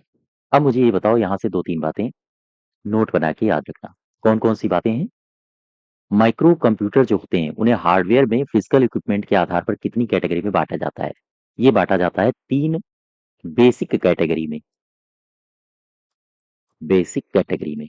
ये जो 3 बेसिक कैटेगरी होती हैं, एक होता है इसमें सिस्टम यूनिट, ठीक? दूसरी बेसिक कैटेगरी होती है इनपुट, आउटपुट, आउटपुट। और इसमें तीसरी बेसिक कैटेगरी होती है, ये होती है सेकेंडरी, सेकेंडरी स्टोरेज। बात समझ पा रहे हो? ये 3 बेसिक कैटेगरी हैं। तो आपसे वही पूछा था, माइक्रो कंप्यूटर्स 3 बेसिक कैटेगरी में डिवाइड होती हैं, वो कौन है? कीबोर्ड नहीं है, सिस्टम यूनिट है, आउटपुट इनपुट है और ये है सेकेंडरी स्टोरेज। बी पार्ट सही हो जाएगा। ये भी गलत है, ये भी गलत है। 186 देखो, किस प्रकार के कंप्यूटरों का सर्वाधिक उपयोग किया जाता है? सुपर कंप्यूटर का इस्तेमाल आप लोग नहीं करते हो, हम लोग नहीं करते हैं। मिनी कंप्यूटर का भी इस्तेमाल हम लोग नहीं करते हैं। मेन फ्रेम तो आकार में काफ़ी बड़े होते हैं, हम लोग इस्तेमाल करते हैं माइक्रो कंप्यूटर्स को, ठीक है? तो डी सही हो जाएगा। अब यहाँ से देखो माइक्रो कंप्यूटर, माइक्रो कंप्यूटर। सवाल ये है कि जो माइक्रो कंप्यूटर होता है, इनका हम आम जीवन में इस्तेमाल करते हैं। हम और आप इस्तेमाल करते हो। क्यों? क्योंकि क्योंकि एक तो लागत कम होती है और दूसरा ये अन्य कंप्यूटर्स की तुलना में, अन्य कंप्यूटर्स की तुलना में ये छोटे होते हैं। आकार इनका छोटा होता है। ठीक है? जैसे आपने नाम सुना होगा डेस्कटॉप कंप्यूटर का। ये माइक्रो कंप्यूटर का ही उदाहरण है। कंप्यूटर। आपने नाम सुना होगा पर्सनल कंप्यूटर का। ठीक है? आपने लैपटॉप का भी नाम सुना होगा। आपने नोटबुक का भी नाम सुना होगा। आपने नेटबुक, ये सारे के सारे माइक्रो कंप्यूटर्स हैं। आपने टैबलेट का नाम सुना है? कई लोगों के पास होगा भी। स्मार्ट फ़ोन, यहाँ तक कि ये भी एक तरह के माइक्रो कंप्यूटर ही हैं। ठीक है? तो डी पार्ट सही हो जाएगा। 187 देखो, desktop computer, laptop, tablet, smartphone, ये किसके प्रकार हैं? भी अभी मैंने बताया था, ये हैं माइक्रो कंप्यूटर्स के प्रकार। नेक्स्ट देखो 188, कौन है जो पोर्टेबल तथा ढोने, ये लिखा है ढोने, ठीक है? ढोने में आसान है, पोर्टेबल भी है, आप इसको एक स्थान से दूसरे स्थान तक ले जा सकते हो, ढोने में भी आसान है। ये सुपर कंप्यूटर तो होते नहीं है। लैपटॉप होता है, ठीक, माइक्रो कंप्यूटर्स तो मिनी भी नहीं होता है, ये भी आकार में ठीक-ठाक बड़ा होता है। यही होगा सही, सी पार्ट। 189, निम्नलिखित में से कौन-सा पहला विश्व का, ये गलत है, विश्व का पहला कंप्यूटर बाजार में लाया गया था? तो पहला कंप्यूटर कौन बाजार में लाया गया था? ये है इप्सन। ध्यान दीजिएगा, एप्सन इसको कहा जाता है। यहाँ देखो, विश्व का पहला, अगर आपसे पूछे विश्व का पहला लैपटॉप कंप्यूटर, आप क्या बताओगे? आप बताओगे एप्सन, ठीक है? 1981 एक साल था जब इसे 1981 में बाजार में उतारा गया। बाजार में इसे उतारा गया। इसका नाम क्या था? नाम था EPSN HX20 और इसके जो आविष्कारक वो थे यूकियो योकोजावा। ये इसके आविष्कारक थे। एप्सन नामक कंपनी ने इसे बनाया था। तो 189 इसका सही उत्तर हो जाएगा एप्सन। नेक्स्ट देखो, मिलीप सबसे कम कीमत का एक लैपटॉप है। इसे बाजार में उतारा गया था सत्यम कंप्यूटर्स के द्वारा, इन्फोसिस कंप्यूटर्स के द्वारा, माइक्रोसॉफ्ट के द्वारा या फिर एचसीएल के द्वारा। इसे उतारा गया था एचसीएल के द्वारा। ध्यान दीजिएगा, सबसे कम कीमत का लैपटॉप। सुवाय सुवाय का मतलब होता है आसानी से वहन करने वाला, यानी कि पोर्टेबल। निजी कंप्यूटर जो आपकी गोद में रखने लायक हो, इसे क्या कहेंगे? आपकी गोद में रखने लायक है, इसे क्या कहोगे? ये होता है notebook computer. 192 laptop, palm top. ये किसके लिए प्रयुक्त होते हैं? ये प्रयुक्त होते हैं कंप्यूटर्स के लिए, मोबाइल फोन, फैक्स मशीन या फिर नन ऑफ दीज। तो 192 का सही हो जाएगा कंप्यूटर्स, लैपटॉप और पाम टॉप। निम्नलिखित में से किसके बारे में विश्व का सबसे सस्ता टैबलेट पीसी होने का दावा किया गया है? सबसे सस्ता, ये है आकाश। और कंपनी का अगर नाम पूछे कौन सी कंपनी बनाई है, तो आप बताओगे डेटा विंड। Data wind. अच्छा, 194 देखो। पीसी का अर्थ ये तो सबको पता होगा, यही होगा। प्रोफेशनल भी गलत है, ये भी गलत है। निम्नलिखित में से कौन है जो पर्सनल कंप्यूटर का एक भाग नहीं है? सीपीयू पर्सनल कंप्यूटर का भाग होता है क्या? यू रैम भी होता है, रोम भी होता है, सीपीयू भी होता है, लेकिन यूएसबी नहीं होता है। यूनिवर्सल सीरियल बस। 196 वर्गीकरण के अनुसार कंप्यूटर नहीं कहा जा सकता है। वर्क स्टेशन को कहा जा सकता है, मेन फ्रेम तो होता ही है, मिनी कंप्यूटर होता ही है। उबंटू नहीं है, ये गलत है। ये क्या है उबंटू? दरअसल ये ऑपरेटिंग सिस्टम है। Operating system. 197 आईसी चिपों द्वारा निर्मित प्रथम डिजिटल कंप्यूटर जाना जाता है। एप्पल। ध्यान दो फिर से। आईसी चिपों के द्वारा निर्मित प्रथम डिजिटल कंप्यूटर ये जाना जाता है। एप्पल फर्स्ट, या फिर वेस 780, या फिर आईबीएम 1620, आईबीएम सिस्टम 360। कौन सा होगा 197 का? ये होगा आईबीएम सिस्टम 360। इसे आईसी चिपों के द्वारा निर्मित प्रथम डिजिटल कंप्यूटर के रूप में जाना जाता है। 198 देखो। डिजिटल कंप्यूटर किस सिद्धांत पर काम करता है? ये, हाँ, ये गणना सिद्धांत पर काम करता है। ध्यान दीजिएगा।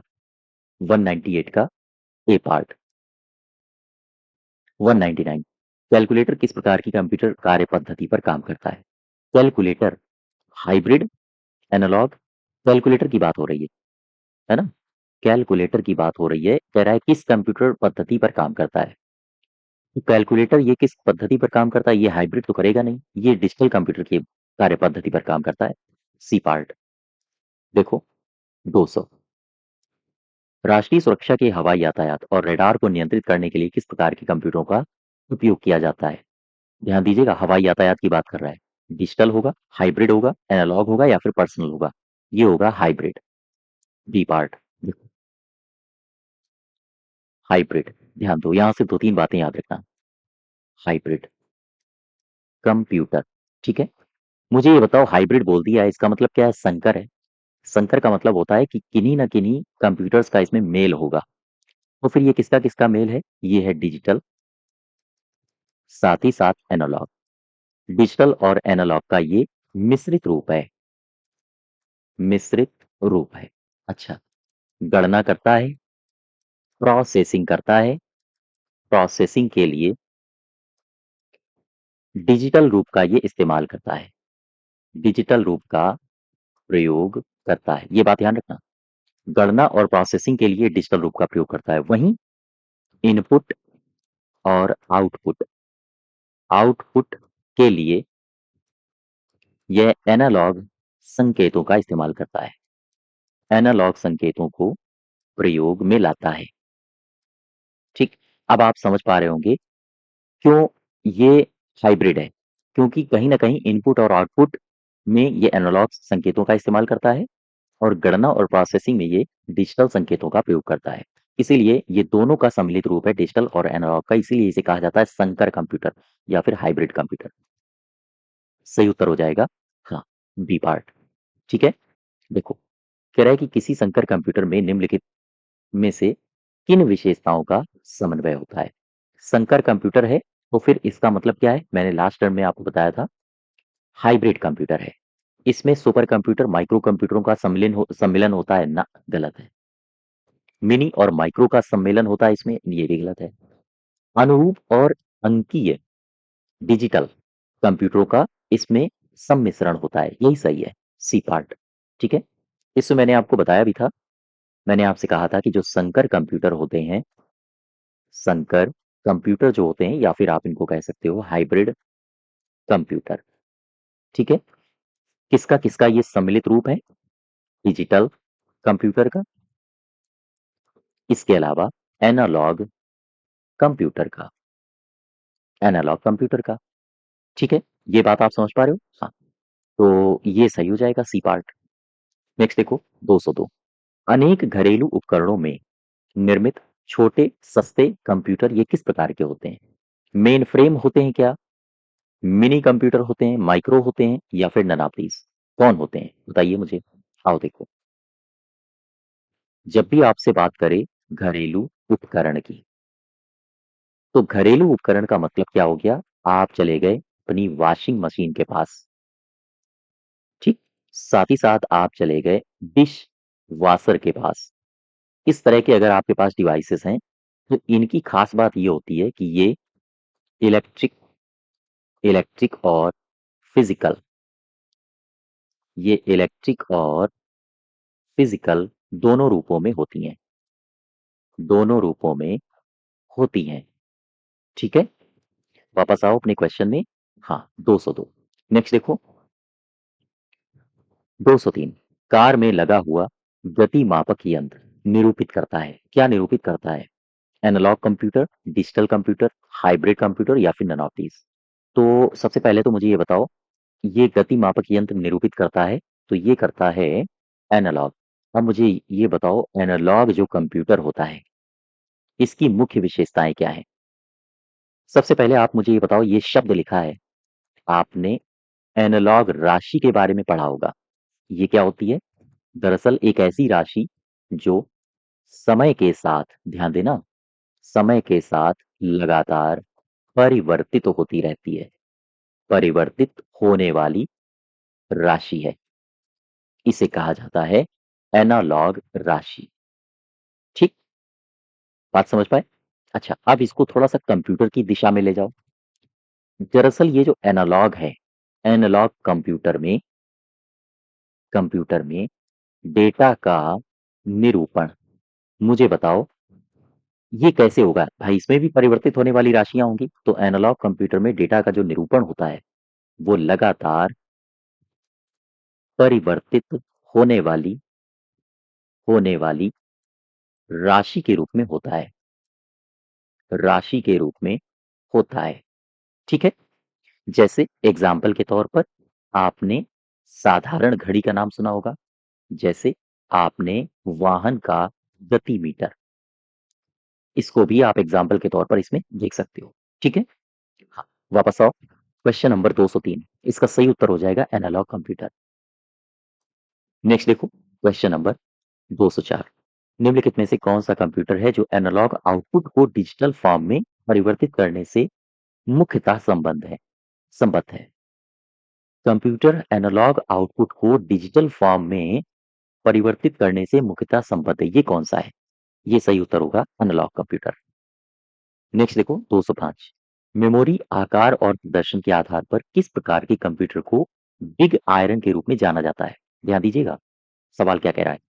कह रहा है कि मेमोरी, आकार और प्रदर्शन, मेमोरी ले लो, कंप्यूटर का आकार ले लो, उसके प्रदर्शन को ले लो, किस प्रकार के कंप्यूटर हैं जिन्हें बिग आयरन के रूप में जाना जाता है?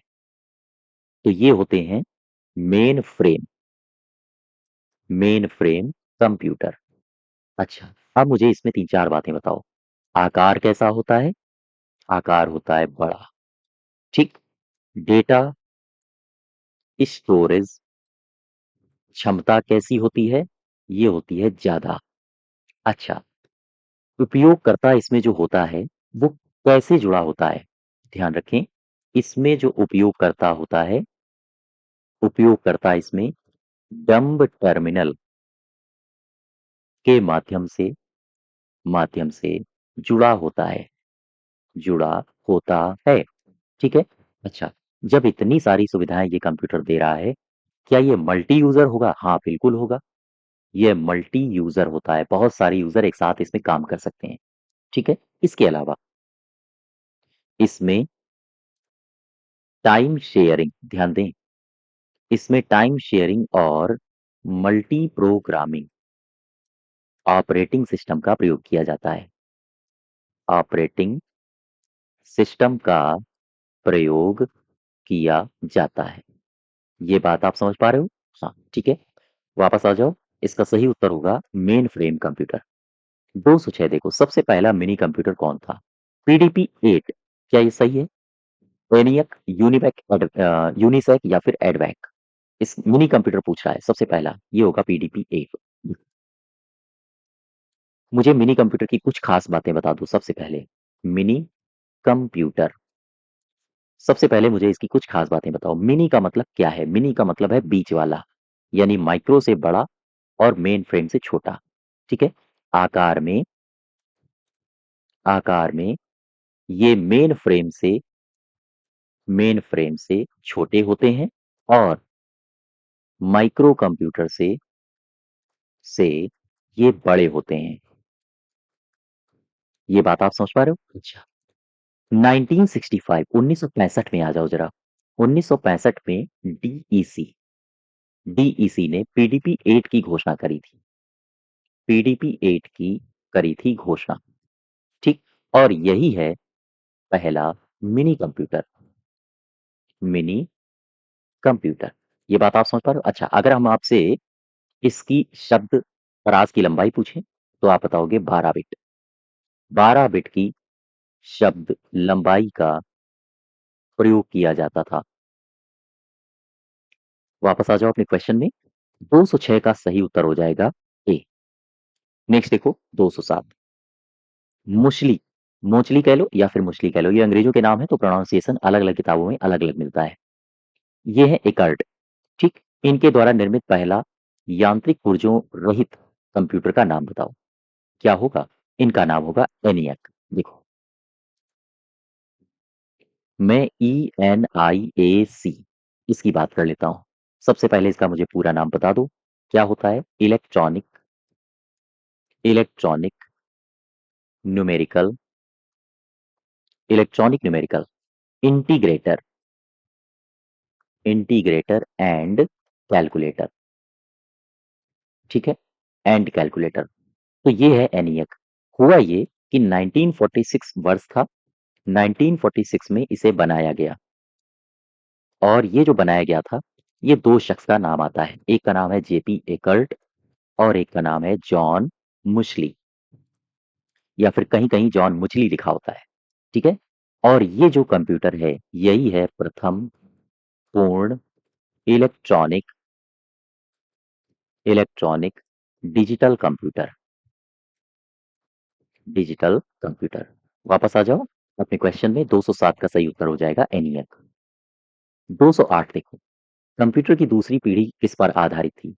दूसरी पीढ़ी, पहली तो वैक्यूम ट्यूब पर थी और दूसरी थी आपके ट्रांजिस्टर पर, यानी बी पार्ट। कंप्यूटर की किस पीढ़ी में ट्रांजिस्टर का इस्तेमाल होता था? ये हो जाएगी दूसरी पीढ़ी। अगला है द्वितीय पीढ़ी के कंप्यूटर पर आधारित थे। द्वितीय पीढ़ी, फिर से वही क्वेश्चन आ गया। सेकंड जनरेशन किस पर आधारित थे? आप बताओगे ट्रांजिस्टर। ठीक है। नेक्स्ट देखो, निम्नलिखित में से किसका उपयोग दूसरी पीढ़ी, सवाल वही है, बदल बदल के आ रहे हैं, दूसरी पीढ़ी यानी सेकंड जनरेशन में किया जाता था। ये तो आईसी तो सेकंड जनरेशन में होते नहीं थे। दूसरी पीढ़ी का होगा ट्रांजिस्टर। नेक्स्ट देखो, एक इंटीग्रेटेड सर्किट का सबसे महत्वपूर्ण फायदा क्या है? उसकी सर्किट में विफल होने पर सरलता में बदलना, अत्यंत उच्च विश्वसनीयता, यही सही होगा। अब इसमें एक शब्द आया है आईसी। मुझे इसमें दो तीन बातें बताओ। आईसी चिप, इसे चिप कहा जाता है, ध्यान दीजिएगा। इसका विकास अगर आपसे पूछा जाए, मुझे बताओ 1958 में हुआ था। कौन कौन थे? एक थे रॉबर्ट नोई और एक थे जेएस किल्बी। इन दोनों के नाम याद रखना, कई कई बार पूछे गए हैं। ठीक है। हाँ, तो रॉबर्ट नोई और जेएस किल्बी। अच्छा, सिलिकॉन की सतह पर ये बने होते हैं, इस वजह से इन्हें कहा जाता है माइक्रो इलेक्ट्रॉनिक्स, नाम दिया जाता है इन्हें। माइक्रो इलेक्ट्रॉनिक्स भी इन्हें कहा जाता है। और ये अर्धचालक पदार्थ जैसे सिलिकॉन हो गया, जैसे जर्मेनियम हो गया, इनके बने होते हैं। यानी कि अर्धचालक पदार्थ के ये बने होते हैं। वापस आओ जरा, इसका सही उत्तर हो जाएगा अत्यंत उच्च विश्वसनीयता। 213 देखो, इंटीग्रेटेड सर्किट प्रथम में सॉरी सर्वप्रथम में प्रयुक्त किए जाते थे। इंटीग्रेटेड सर्किट आईसी चिप का सबसे पहले इस्तेमाल कहाँ होता था? तीसरी पीढ़ी में। ठीक है। 214 देखो, आधुनिक कंप्यूटरों का लघु रूपण संभव हो सका है। आधुनिक कंप्यूटर्स हैं, इनका लघु रूपण कैसे संभव हुआ है? ट्रांजिस्टर का इस्तेमाल करके, समकलित परिपथ चिप्स का इस्तेमाल करके, या फिर नैनो पदार्थ, या फिर अति संचालक का। यही सही होगा। समकलित परिपथ चिप्स का इस्तेमाल करके इनको छोटा किया गया है। आईवीएम, आईवीएम नहीं, आईबीएम है। आईबीएम, आईबीएम 360, 370 कंप्यूटर्स किससे संबंधित हैं? पहली से हैं, दूसरी पीढ़ी से हैं, तीसरी पीढ़ी से हैं, या फिर चौथी पीढ़ी से हैं? तो ये हैं थर्ड जनरेशन से। ध्यान दीजिएगा, डी पार्ट। तीसरी पीढ़ी के अगर हम और आपसे कंप्यूटर पूछें, यहाँ पर आओ जरा, कुछ कंप्यूटर्स मुझे बताओ। सबसे पहले मुझे बताओ तीसरी पीढ़ी के। तो तीसरी पीढ़ी के हो जाएंगे आईबीएम 360, आईबीएम 370, आईसीएल 1900, साथ ही साथ आईसीएल 2900। ये किसके हैं? तीसरी पीढ़ी के हैं। वहीं मुझे फर्स्ट जनरेशन बताओ, प्रथम पीढ़ी, फर्स्ट जनरेशन। आपने ENIAC का नाम सुना होगा, आपने EDVAC का नाम सुना होगा, आपने UNIVAC फर्स्ट का नाम सुना होगा। ये पहली पीढ़ी की याद रखो। अच्छा, वहीं अगर हम आपसे पांचवी पीढ़ी के पूछें, तो आप कुछ नाम बताओगे, जैसे IBM नोटबुक, ये पांचवी पीढ़ी का है। जैसे पेंटियम PC, ये पांचवी पीढ़ी का है। जैसे सुपर कंप्यूटर, कई बार पूछा गया है, सुपर कंप्यूटर का विकास किस में हुआ था? पांचवी पीढ़ी में। वर्तमान में कौन सी पीढ़ी चल रही है? पांचवी पीढ़ी। सही उत्तर हो जाएगा तीसरी पीढ़ी। नेक्स्ट देखो 216, आईसी के वर्गीकरण का आधार क्या है? आईसी मतलब क्या है? आईसी मतलब इंटीग्रेटेड सर्किट। ट्रांजिस्टरों के आधार पर इसको वर्गीकृत किया जाता है। नेक्स्ट देखो 217, इलेक्ट्रॉनिक्स में आईसी का पूर्ण रूप क्या है? इलेक्ट्रॉनिक्स में आईसी, इसका मतलब होता है इंटीग्रेटेड सर्किट। वॉटसन कंप्यूटर निम्नलिखित में से किस कंपनी का प्रोडक्ट है? ये सिंपल सा सवाल पूछा है आपसे। वॉटसन कंप्यूटर, ये कौन बनाता है? ये बनाता है आईबीएम। और आईबीएम, इसका पूरा नाम भी पूछा गया है प्रीवियस ईयर्स में, कहते हैं इंटरनेशनल बिजनेस मशीन। ठीक है।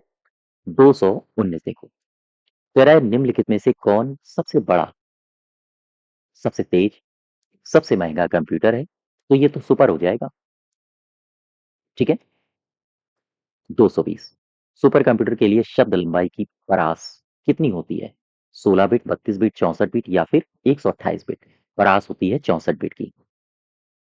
221, चीन द्वारा हाल ही में दुनिया के सबसे तेज सुपर कंप्यूटर इसके द्वारा विकसित किया गया है। इसका नाम मुझे बताओ। इसका नाम है तियानहे 2। 222, विश्व के प्रथम सुपर कंप्यूटर का निर्माण, विश्व में पहले सुपर कंप्यूटर का निर्माण किसने किया था? आईबीएम ने किया था, बताइए, या फिर एससीएल, या फिर सीआरसी? सीआरसी ने किया था। देखो, मैं बात कर रहा हूं दुनिया का पहला सुपर कंप्यूटर, यानी कि विश्व का पहला सुपर कंप्यूटर। ठीक है। विश्व का पहला सुपर कंप्यूटर ये बनाया था यूएसए के सीआरसी ने। अच्छा, ये सीआरसी का पूरा नाम क्या है? इसका पूरा नाम है क्रे रिसर्च कंपनी। ठीक। अच्छा, ये जो सीआरसी है, इसकी स्थापना किसने करी थी? आप बताओगे, सिमूर क्रे ने। इनका नाम याद रखना, सिमूर क्रे। और ये जो सिमूर क्रे है ना, इन्हीं को कहा जाता है father of super computer. Super computer इन्हें कहा जाता है, सिमूर क्रे को। तो खैर, ये हो जाएगा आपका सीआरसी, क्रे रिसर्च कंपनी। 223 देखो, निम्नलिखित में से 1976 वर्ष में विकसित सर्वप्रथम सुपर कंप्यूटर कौन सा था? यही था क्रे 1। सुपर कंप्यूटर का उदाहरण बताओ। क्रे 2, ये सारे के सारे हैं। वैश्विक मौसम पूर्वानुमान में इनमें से किसका उपयोग किया जाता था? मौसम पूर्वानुमान की बात कर रहा है, तो सुपर कंप्यूटर का इसमें इस्तेमाल किया जाएगा। 225 का डी पार्ट। 226 देखो, भारत का सबसे शक्तिशाली सुपर कंप्यूटर प्रत्युष। आईआईटीएम। ये आईआईटीएम क्या है? आईआईटीएम का मतलब होता है भारतीय उष्ण कटिबंधीय भारतीय उष्ण कटिबंधीय मौसम विज्ञान संस्थान। ठीक है, और ये कहाँ है? ये है पुणे में। पुणे। नेक्स्ट देखो, निम्नलिखित में से कौन सा एक 2018 में स्थापित भारत का सबसे तेज सुपर कंप्यूटर था? कौन था सबसे तेज सुपर कंप्यूटर? ये था प्रत्युष। सुपर कंप्यूटर की एक श्रृंखला है जिसे पुणे के सीटेक के द्वारा बनाया जाता है। सिंपल सा सवाल है, और मैं आपको बार बार बता चुका हूं इस तरह के सवाल। ध्यान दो, अगर आपसे पूछे कि मुझे बताओ सी डेक कौन बनाता है, तो ये परम सीरीज के सुपर कंप्यूटर बनाता है। अगर मैं आपसे पूछूं BARC ये किसे बनाता है, तो आप बताओगे अनुपम सीरीज के सुपर कंप्यूटर बनाता है। अगर मैं आपसे पूछूं कि अनुराग के सुपर कंप्यूटर कौन बनाता है, तो आप बताओगे अनुराग। ये कौन से सीरीज के बनाता है? स्पेस सीरीज के सुपर कंप्यूटर बनाता है। तो सी डेक आपसे पूछा गया है, आप बताओगे परम। निम्नलिखित में से कौन सी भारतीय वैज्ञानिकों द्वारा विकसित सुपर कंप्यूटर परम की श्रृंखला नहीं है? परम मित्र ये नहीं है। परम 800, परम ब्रह्मा, परम 8600। भारत में विकसित सुपर कंप्यूटर परम सुपर कंप्यूटर का विकास किसने किया है? सी डेक पुणे ने। ठीक है, सी डेक पुणे। Question number 232। निम्नलिखित में से कौन सा एशिया का पहला सुपर कंप्यूटर था? परम था, क्रे था, या फिर एका? एका था। और इसे टाटा की एक फर्म है जिसे कहा जाता है कंप्यूटेशनल रिसर्च लेबोरेटरी, उसी ने बनाया था। पुणे की है, पुणे में है कंप्यूटेशनल रिसर्च लेबोरेटरी। लेबोरेटरी, ठीक है, इसी ने बनाया था, और ये टाटा की एक फर्म है पुणे में। तो एका। 233 देखो, दिए गए शब्दों में से भारत में निर्मित सुपर कंप्यूटर परम 10,000 के डेवलपर का नाम बताओ। परम सीरीज के सुपर कंप्यूटर कौन बनाता है? मैं साफ साफ बता चुका हूँ, पुणे, तो यही होगा सही उत्तर। सीडैक। परम 8,000 इसका विमोचन कब हुआ था? इसका विमोचन हुआ था 1991 में, 1991 में। और ये प्रीवियस ईयर्स क्वेश्चंस हैं, ध्यान रखिएगा, ये पूछे गए हैं आपकी परीक्षाओं में। ठीक है, हाँ। नेक्स्ट देखो, परम पद्म, जो हाल में चर्चा का विषय रहा। ये चर्चा का विषय रहा था परम पद्मा। ये क्या है? ये परम पद्म, परम सीरीज के सुपर कंप्यूटर बनाए जाते हैं, तो ये है सुपर कंप्यूटर। अब यहाँ पर ऑप्शन देख लो, नवीन नागरिक पुरस्कार तो होगा नहीं, महाअभिकलित यही होगा सुपर कंप्यूटर। परम सिद्धि का तात्पर्य क्या है? परमाणु रिएक्टर है या फिर सुपर कंप्यूटर है? परम सीरीज के सुपर कंप्यूटर सीडैक बनाता है, तो ये सुपर कंप्यूटर होगा, आर्टिफिशियल इंटेलिजेंस पर आधारित। मध्यम रेंज के मौसम पूर्वानुमान के लिए भारत द्वारा सबसे पहले कौन सा सुपर कंप्यूटर खरीदा गया था? क्या बता सकते हो आप मुझे? भारत के द्वारा सबसे पहले सुपर कंप्यूटर कौन सा खरीदा गया था? परम था, 237, या फिर मेधा था, या फिर 930 था, ये था क्रे। CRY, क्रे रिसर्च कंपनी, क्रे XMP 14। 238 देखो, सुपर कंप्यूटर का प्रयोग निम्नलिखित में से किसमें किया जाता है? कंप्यूटिंग बिजनेस में। मौसम पूर्वानुमान, ये मैं आपको हाँ बता भी चुका हूँ, सी पार्ट। 238 का एनियक, ये पहला स्वचालित सामान्य प्रयोजन वाला डिजिटल कंप्यूटर है। एनियक का फुल फॉर्म मैंने आपको पीछे बताया था, electronic numerical integrator and calculator. तो numerical integrator and calculator, B part सही हो जाएगा 242 का।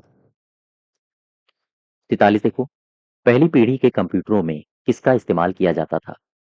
पहली पीढ़ी के कंप्यूटरों में निर्वात ट्यूब का इस्तेमाल, ए पार्ट। 243 का ए। 244 देखो, पहली पीढ़ी के कंप्यूटर किससे बने होते थे? निर्वात नलिकाओं से। 245, कंप्यूटर का सबसे आम प्रकार, इसका उपयोग आमतौर पर द्विआधारी संख्या प्रणाली का उपयोग करके मात्राओं के साथ जानकारी को संसाधित करने के लिए किया जाता था। हाइब्रिड है, डिजिटल है, एनालॉग है, या फिर कॉम्प्लेक्स है? 245 का होगा डिजिटल। ठीक है, द्विआधारी संख्या प्रणाली का उपयोग करने वाला है डिजिटल, सबसे आम प्रकार है। कंप्यूटर जनरेशन में 1 से 5 का सही क्रम बताइए। सबसे पहले किसका इस्तेमाल होता था, फिर किसका इस्तेमाल होता था, फिर किसका इस्तेमाल होता सबसे पहले होता था वैक्यूम ट्यूब का इस्तेमाल। फिर दूसरी पीढ़ी आई तो ट्रांजिस्टर का इस्तेमाल होने लगा। तीसरी पीढ़ी आई तो वीएलएसआई का इस्तेमाल होता था क्या? यहाँ देखो, सबसे पहले ट्रांजिस्टर का इस्तेमाल होता था, फिर वह नहीं, ये भी गलत हो जाए। ट्रांजिस्टर का इस्तेमाल होता था, ये तो गलत ही है। पहली पीढ़ी में वैक्यूम ट्यूब है, ठीक। अच्छा यहाँ पर आओ, 200, हाँ, देखो, वैक्यूम ट्यूब का इस्तेमाल होता था, फिर होता था ट्रांजिस्टर का इस्तेमाल, फिर होता था आईसी चिप्स का इस्तेमाल, फिर होता था यूएलएसआई माइक्रो प्रोसेसर, फिर वीएलएसआई। ये गलत हो जाएगा, ये गलत हो जाएगा, ध्यान दो। अब यहाँ पर आओ, पहले वाले ऑप्शन में वापस। कह रहा है वैक्यूम ट्यूब का इस्तेमाल होता था, ठीक है। ट्रांजिस्टर का इस्तेमाल होता था फिर दूसरी पीढ़ी में, हाँ ये भी सही है। फिर ये कॉमन लगा है बीच में। फिर आईसी चिप्स का इस्तेमाल होता था, हाँ ये भी सही है। फिर वीएलएसआई का इस्तेमाल हुआ, हाँ ये चौथी पीढ़ी में, ठीक। फिर पांचवी पीढ़ी में यूएलएसआई का इस्तेमाल हुआ, यही पार्ट सही हो जाएगा आपका, पहला वाला। नेक्स्ट देखो 248। कंप्यूटर की प्रथम पीढ़ी किस पर आधारित थी? पहली पीढ़ी आधारित थी निर्वात ट्यूब पर। किस पीढ़ी के कंप्यूटर वैक्यूम ट्यूब पर आधारित थे? तो पहली होगा यही, एनियक एडवेक। ये किसके उदाहरण है? ये है पहली पीढ़ी के उदाहरण, ठीक है, डी पार्ट। तो खैर, ये 250 क्वेश्चंस हैं यूपी ट्रिपल एससी कंप्यूटर में, पहले चैप्टर के, कंप्यूटर सूचना तकनीकी का परिचय के। तो आज यहीं तक रखते हैं। चलते चलते मैं एक बार आपको फिर बता दूं, यूपी ट्रिपल एससी के लिए वीपीओ, ग्राम पंचायत अधिकारी का बैच आपको हमारे एप्लीकेशन पर मिल जाएगा। इसमें मॉक टेस्ट और साथ ही साथ 65 अंकों का कंप्लीट बैच, ये दोनों ही बैच आपको अवेलेबल हैं। एप्लीकेशन में जाके आप वहां से, हाँ, इसको ज्वाइन कर सकते हो, ठीक है। एप्लीकेशन की लिंक आपको डिस्क्रिप्शन बॉक्स में दी गई है। धन्यवाद।